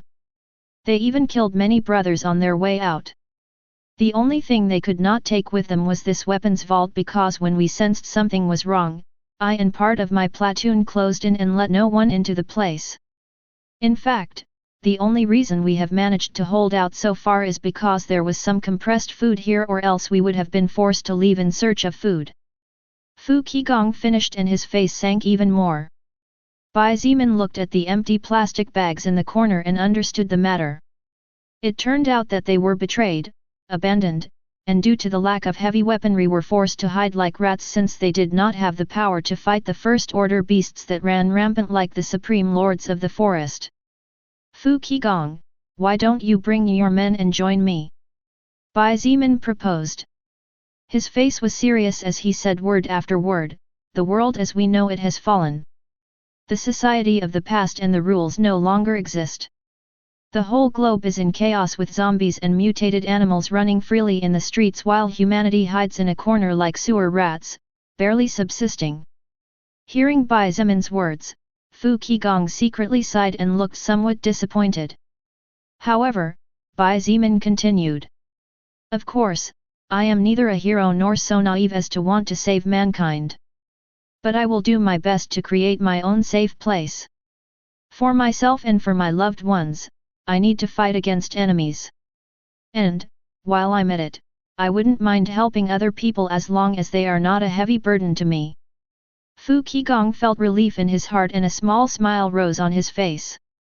In fact, the reason why he had decided to have a serious conversation with Bai Zimin was mainly because the compressed food was running out. At most, the military would have food for another week, and if they took special care, maybe 10 days. However, after that what? Fu Qigong knew that with the current firepower, it was impossible for his 13-man team to leave this forest safely. If one of those giant wolf-like creatures appeared, then the whole team would undoubtedly be annihilated. Therefore, he had wanted to bet on a strong person to get out of here. As for the future, Fu Qigong had not thought that far ahead. For him, the main priority was to leave this hell surrounded by warm-looking but secretly dangerous trees and flowers. However, when he heard the first words of the young man in front of him, Fu Qigong was disappointed and thought that someone young was really not good at leading. To be a hero? What Fu Qigong needed was a leader with his feet firmly on the ground, not a delusional hero who lived in an imaginary world. He could not simply leave the lives of his brothers in the hands of such a person. Fortunately, his fears turned out not to be correct. Fu Qigong nodded as if satisfied with his answer and looked at Bai Zimin calmly before saying, "We can decide once we leave this place." Bai Zimin narrowed his eyes and his mind rushed wildly as hundreds of thoughts flashed in his brain. After a moment, he smiled slightly and said, "Sure. I have a village set up with a perimeter of about 10 kilometers around secured. You and your brothers can rest and eat something there before you decide." Fu Qigong was slightly surprised, expecting more resistance from Bai Zimin. However, since the other party was so affable, it was all the better for him. Good. Then let's do that. Fu Qigong laughed out loud and made a military salute, to which Bai Zimin replied with a smile. Of course, he knew Fu Qigong's thoughts. Before making a decision, Fu Qigong needed to check how strong Bai Zimin really was and what he was capable of. After all, he could not leave a hell to dive headlong into another even worse one. Besides, Fu Qigong probably also wanted to see what his leadership and ideas were like in the short or long term. Only then would he decide whether to join under his standard or not. But this is also fine. Bai Zimin thought secretly. He just had to do what he had been doing so far and everything would work out naturally. Then, Bai Zimin smiled slightly and pointed at the several closed metal boxes before saying, "Do you mind if I take a look at my spoils of war?" Although he wanted the soldiers to become his subordinates, Bai Zimin would definitely not give up the weaponry. He had gone through a lot to get this far and he was going to take it by hook or by crook. The face of one or two military men changed slightly upon hearing his words. After all, it was their mission to protect these weapons. However, Fu Qigong nodded and said matter-of-factly, "Go ahead, all yours." Then, "Excuse me." Bai Zimin chuckled and took out a fiber cable from his backpack. Then, he walked over to one of the boxes and tied the cable to the top before walking away and pulling it tightly to him. Bang! The cover sealing the box fell heavily to the ground, revealing ammunition inside. Bai Zimin did not stop and opened all the boxes one by one using the same method. His greatest defense, the broken bronze bell, was without power, therefore, Bai Zimin did not dare to act casually. If there were any booby traps inside the boxes, then his life could end just like that and he wouldn't even have time to regret it later. Fu Qigong knew that he was being cautious and did not confide in them, that was why he was doing what he was doing. However, Fu Qigong did not feel upset, on the contrary, he was even happier because the more cautious the leader was, the less danger his subordinates would be in. After opening more than 20 boxes and finding several 100,000 rounds of ammunition and even tank cannons, Bai Zimin looked at Fu Qigong and asked with a frown, "What about the guns?" "They are here. Follow me." Fu Qigong chuckled and led him to the back of the vault, revealing a hidden door in the wall. Seeing this, Bai Zimin was secretly glad he hadn't killed everyone, or else it might take quite some time to find this door. From the outside, it looked like just another extension of the wall and there was nothing different to identify the hidden door. Upon entering the hidden room, Bai Zimin's eyes lit up and he quickly approached one of the shelves filled with weapons. Type 56 semi-automatic rifle, Type 53 heavy machine gun, Type 67 heavy machine gun, Type 81 assault rifle, Type 79 assault rifle, Type 81 rifle. Many types of firearms developed between approximately 1950 and 1990, all of them had great firing power and even some with great destructive power. Even now, Bai Zimin himself would not be able to survive if a 7.62 caliber bullet hit him in the head. But this was not all. "Ha ha ha ha, I really won big this time." Bai Zimin laughed out loud inside as he rushed over to the bottom shelf and picked up a modified 88 type marksman rifle carefully. This type of rifle was similar to a normal sniper, but with the difference that it was capable of firing bursts like a semi-automatic weapon, being even more lethal as its scope allowed it to take out targets from over 1 kilometer range. Incendiary bullet and armor-piercing bullet. Bai Zimin's eyes sparkled as he saw the magazines next to the gun. Even his head would burst into a mess of blood if someone shot him with this kind of weapon capable of firing such horrendous bullets. "If you liked that toy, I think you'll like this one here even more." Fu Qigong's voice attracted Bai Zimin's attention and he quickly walked over after putting the Type 88 rifle back in its place. A Swiss AT-4. Anti-tank rocket launcher with temperature tracking and target lock. Bai Zimin gasped and his steps stalled when he saw the high-tech weapon carefully placed on a shelf. The reason why Bai Zimin was so surprised was because the weapon before his eyes possessed massive destructive power. In fact, the destructive power of the AT-4 was in no way inferior to that of a battle tank when it came to comparing cannons. The AT-4 was a rocket launcher developed in Sweden that was sold throughout the world with great success. It possessed not only thermal sensor but also remote-controlled target lock and was generally used to neutralize enemy armored vehicles or fortifications. With this type of weapon, Bai Zimin was sure to make a first-order existence explode into 1,000 pieces regardless of its level. Ammunition. Bai Zimin anxiously approached in search of the missiles. He was aware that without proper ammunition, this AT-4 was just a pile of useless iron and threatened no one. Opening an orange box, Bai Zimin felt his heart beat faster as he discovered at least 100 rockets carefully lined up waiting to be used. "Great!" Bai Zimin exclaimed secretly. Although he already had powerful rare-grade treasures in his hands and even possessed 2 magic-grade treasures, the reality was that to fight against hordes of enemies, the modern weapons created by mankind were still more useful temporarily. At least, the trend would continue until humans began to evolve properly and the current weaponry became ineffective, having to be replaced by soul record treasures or by weapons created by mankind itself using materials from the mutated and evolved monsters. While it was true that there were many cowards among mankind, there were also many brave ones. Bai Zimin firmly believed that if the worst came to the worst and everyone was backed into a corner, even the most cowardly would at least try to take a bite out of their enemy. Survival instinct was something that could not be underestimated. Even a small rat would jump up and bite if it was cornered, and even cats would fight dogs if they had no choice. Just as Bai Zerman and Fu Qigong were chatting about the weaponry, the sound of hurried footsteps coming from outside the secret room caught the attention of all the military men. Frightened and cautious after being betrayed and used once, the 12 men raised their guns and pointed toward the door with gazes determined to open fire at any moment. "Stop! They are my teammates!" Bai Zemin's deep voice rang out, and the military men unconsciously lowered their firearms. When they realized it, it was already too late, and only then did they realize that they had obeyed someone else's order.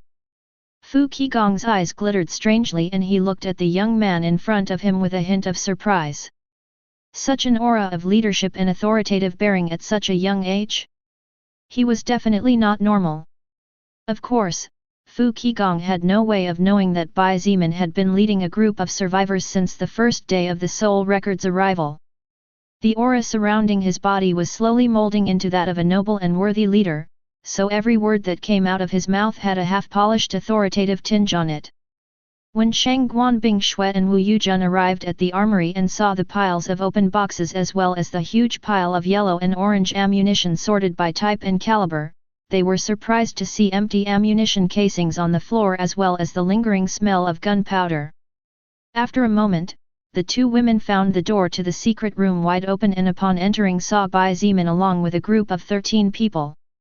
Military survivors. Wu Yuzhen murmured in puzzlement. She had thought that all the survivors on the base had been killed by zombies or some other wild beast from outside. Shang Guanbing Shui was also a little surprised, but that surprise soon disappeared and her indifferent look fell on Bai Zimin before she said, "Bai Zimin, you probably want to come take a look at this." "Oh."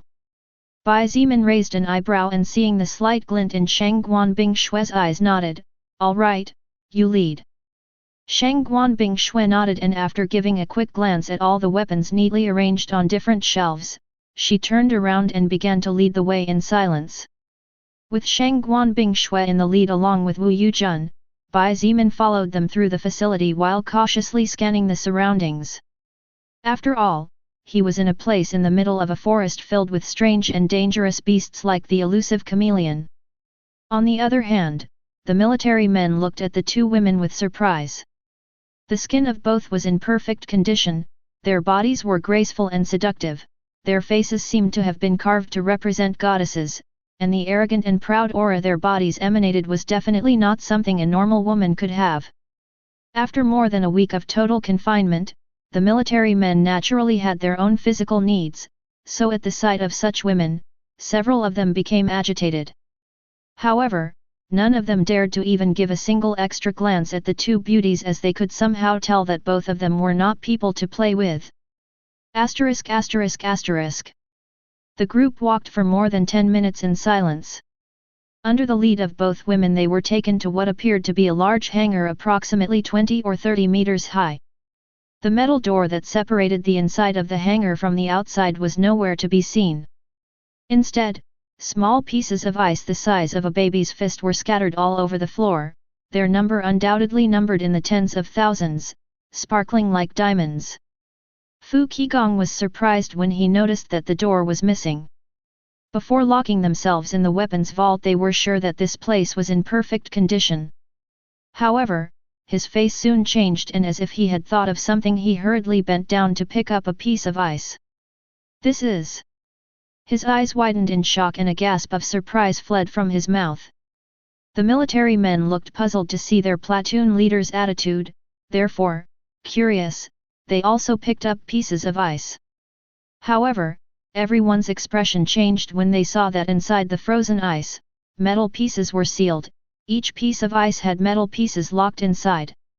Fu Qigong and the military men looked at the two women standing next to Bai Zimin with eyes filled with fear. Fortunately none of them opened their mouths to say any comments earlier, or else they might have been sealed in ice and then destroyed into small pieces. Seeing Bai Zemin's strange look, Shang Guanbing Shui shrugged and said coldly, "It's simpler that way. Anyway, look at this." Bai Zemin shook his head not knowing whether to laugh or cry.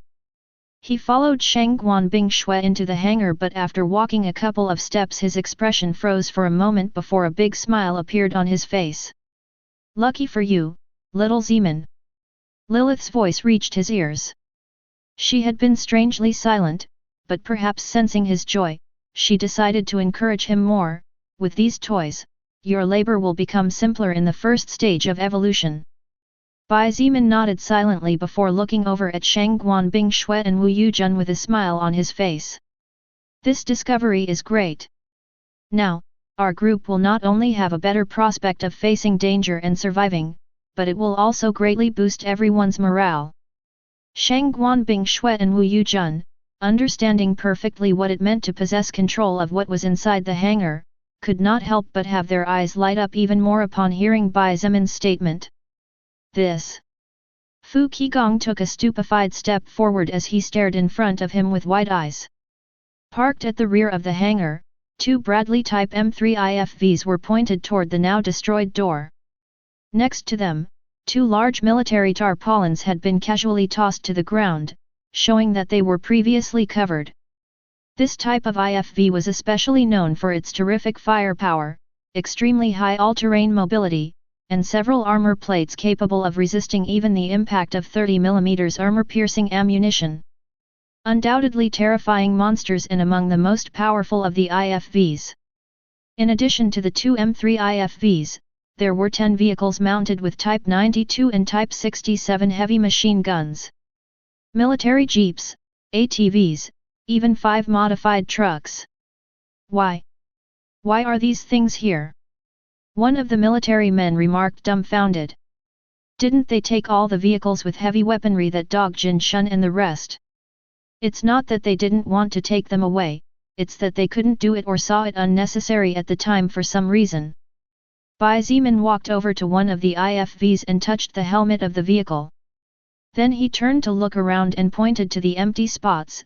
They took the battle tanks and the vast majority of weapon-mounted vehicles. More than enough for a group of 1,500 men. While the M3 IFVs were powerful even among their kind, against the real king of the land, the battle tanks, they were not worthy of mention.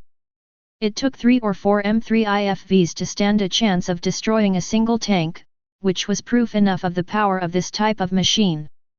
It was more than probable that at the time of retreat, Jin Shun and the rest of his men would decide to leave these M3 IFVs behind for lack of manpower capable of operating them. After all, this type of weaponry was useless for anything other than transportation if the weapons could not be operated, which in this forest filled with danger would eventually become more of a burden than a help. Bai Zemin, what do we do now? Wu Yujun asked seemingly worried. The sky is completely black now. If we go out in this darkness we will be vulnerable to wild animals with enhanced senses. Bai Zemin thought for a moment before looking at Shang Guanbing Shui and asked her opinion about it. What do you think? Should we go in search of Chen He and the rest now or just wait until dawn? The reason he asked this question was that he wanted to see what kind of response Shang Guanbing Shui had. Bai Zemin considered her a very important person in his group. Not only was she extremely intelligent and powerful, but she could also keep a cool mind in most situations and regardless of the danger quickly think of countermeasures. This was precisely why she managed to defeat a first-order New Age monster that was 22 levels above her. Now, he wanted to see whether she could maintain rationality in this situation or not. That way, he would know where her limit was and be aware of what situations she could not be reliable to lead in. Shang Guanbing Shui's eyes flashed inquisitively and she half closed her eyes outwardly. She seemed to hesitate as she did not speak for almost a full minute. No one interrupted her and simply looked at her in silence. We should leave at dawn. She finally spoke her thoughts. If we leave now, not only will we endanger the lives of all of us, but we might also end up attracting wild beasts outside, giving trouble to others. Bai Zemin's eyes glittered slightly. He nodded with a composed expression, good. Let's make it so then. We'll leave tomorrow morning at first light. The military camp naturally had several huge rooms with many beds inside. They were destined for the soldiers to rest during the night or when they were off duty. Therefore, Fu Qigong's group took one large room for themselves while Bai Zemin's group took another. While they considered themselves allies, there was still some resistance. After all, it hadn't even been 2 hours since they had met. It took a little more time for trust to begin to grow to the point where they could comfortably lock eyes with each other. After a quick dinner consisting mainly of mutant beast meat, everyone fell asleep comfortably. The soldiers slept with smiles on their faces, satisfied with their first real meal after several days of eating compressed food that was only used in emergencies during wartime. ******. The next day, Bai Zemin's group left the forest early in the morning. They even had breakfast on the way without stopping their steps. On the route they occasionally encountered some mutated beasts or mutated insects but were easily decimated by the 3 main fighters without even using a single bullet. The soldiers held on to their guns tightly as they cautiously scanned the surroundings. But they gradually realized that the 3 people in front of them were simply monsters. They could no longer be considered normal humans from their point of view. The soldiers' world seemed to turn upside down when they saw with their own eyes how the cold and indifferent Shang Guanbing Shui crafted ice pikes to end the lives of her enemies, or when the beautiful and warm Wu Yujun used the surrounding grass to trap her enemies and cut them into pieces. As for Bai Zemin, he just casually swung his sword a couple of times all along the way, killing some enemies just out of boredom. Since they did not encounter any major setbacks, after walking for 2 hours, the group finally reached the main road and immediately saw the 2 modified jeeps on the side partially covered with branches and dry leaves. The soldiers sighed in relief as they saw the sunlight clearly again without being surrounded by thousands of trees. Some of them could not help but shed tears of joy and comfort as if they had won a second chance at life when they had already given up. In fact, from a certain point of view it was not wrong. After all, had it not been for the appearance of Bai Zemin and the 2 women, the soldiers would have ended up being killed by some wild beast and then eaten or starved to death inside the weapons vault. Unconsciously, the caution the soldiers felt towards him diminished and the look in their eyes became a little warmer. After all, they were aware that the person who had saved their lives was the young man who led the 2 women. At first, Chen He was surprised to see the military men. His surprise only increased even more when he saw the large military bag that Bai Zemin and the other men were carrying on their backs, barely revealing the butt of some guns. In fact, he had also seen the Type 88 marksman's rifle slung over Bai Zemin's shoulder and had been drooling over that weapon. After all, while his own Type 85 sniper rifle was powerful, it could not compare to the Type 88. Regardless of whether it was firepower, accuracy, range, or penetration capacity, the Type 88 rifle was undoubtedly multiple times better. However, his attention soon turned to Shang Guanbing Shui and Wu Yujun.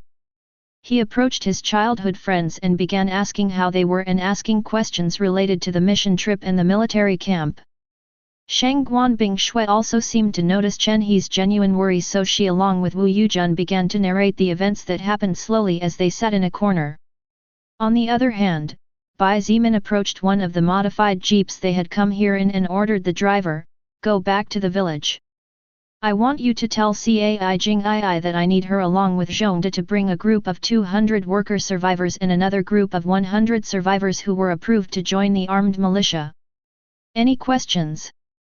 The driver of the vehicle hurriedly shook his head. However, he soon seemed to think of something and hesitantly said, "This. Leader Bai, could you send someone with me? Just in case." Bai Zemin thought about it for a moment and nodded. He looked to his side and casually asked, "Platoon leader Fu Qigong, would you like to go and visit the beginning village? That way you can get in direct contact with one of my trusted subordinates. He will guide you through the place and there you can see the survivors. It will also be better for you to familiarize yourself with the rules of the place." Fu Qigong was silent for a few seconds before nodding in agreement. In fact, he was curious and wanted to see what kind of place this beginning village led by the young man beside him was. Only then would he feel more at ease and be able to wholeheartedly join him. After all, he needed to be sure that the person he was entrusting his life and the lives of his men to was not a total lunatic. Bai Zimin gave a few more instructions to the driver and then, the modified jeep set off in a northerly direction, directly towards the beginning village. Fu Qigong had taken 2 other men armed to the teeth with him, so security along the way would be at least considerable. The reason Bai Zimin wasn't worried or afraid that Fu Qigong would try anything funny after arriving at the village was because not only were there several of his brothers in arms here with him, but Fu Suifeng and Kong Lan, who would be staying in the village protecting the house, were by no means weak. Especially Kong Lan. The current Kong Lan was capable of releasing 5% of his total strength in times of crisis thanks to the fact that she had willingly agreed to become his loyal follower. Moreover, she, just like XIETIAN, had also acquired a powerful skill from Bai Zimin. This was a gift he had given to both girls as a welcome. For the driver together with the soldiers to reach the village to communicate his orders and then return to this place would require a travel of at least 20 hours considering that XIETIAN and Zhongde needed some time to reunite the survivors required by him and organize everything before departing. Therefore, Bai Zimin and the rest had nothing to do but wait patiently. Inside the forest, about 100 meters away from where the others were, Bai Zimin was sitting on a not-so-high branch, about 6 or 7 meters above the ground. Leaning against the main trunk of the tree, with one foot firmly resting on the thick branch and with the other swaying gently in the air, he stared straight ahead with a calm gaze. The wind whistled and Lilith in her real form appeared at his side. She looked at his face before looking at the place he was looking at before asked curiously, "What are you looking at?" Bai Zimin remained silent for over 2 minutes, not answering. Lilith also did not speak again and simply remained seated next to him as she softly hummed a strange melody and swayed her slender legs that floated in the nothingness in rhythm. After what seemed like an eternity of silence, Bai Zimin finally opened his mouth, "Lilith, can you tell me about yourself?" Lilith looked surprised and her melodious humming stopped. She looked at him for a moment before asking with a smile, "What do you want to know?" "You already know my name. You also know that I belong to the demonic army faction under Lucifer's leadership. And you also know that I have absorbed enough soul power to become a 6th-order being." Bai Zimin smiled bitterly and rebutted, "Doesn't that mean I know nothing about you?" "Oh."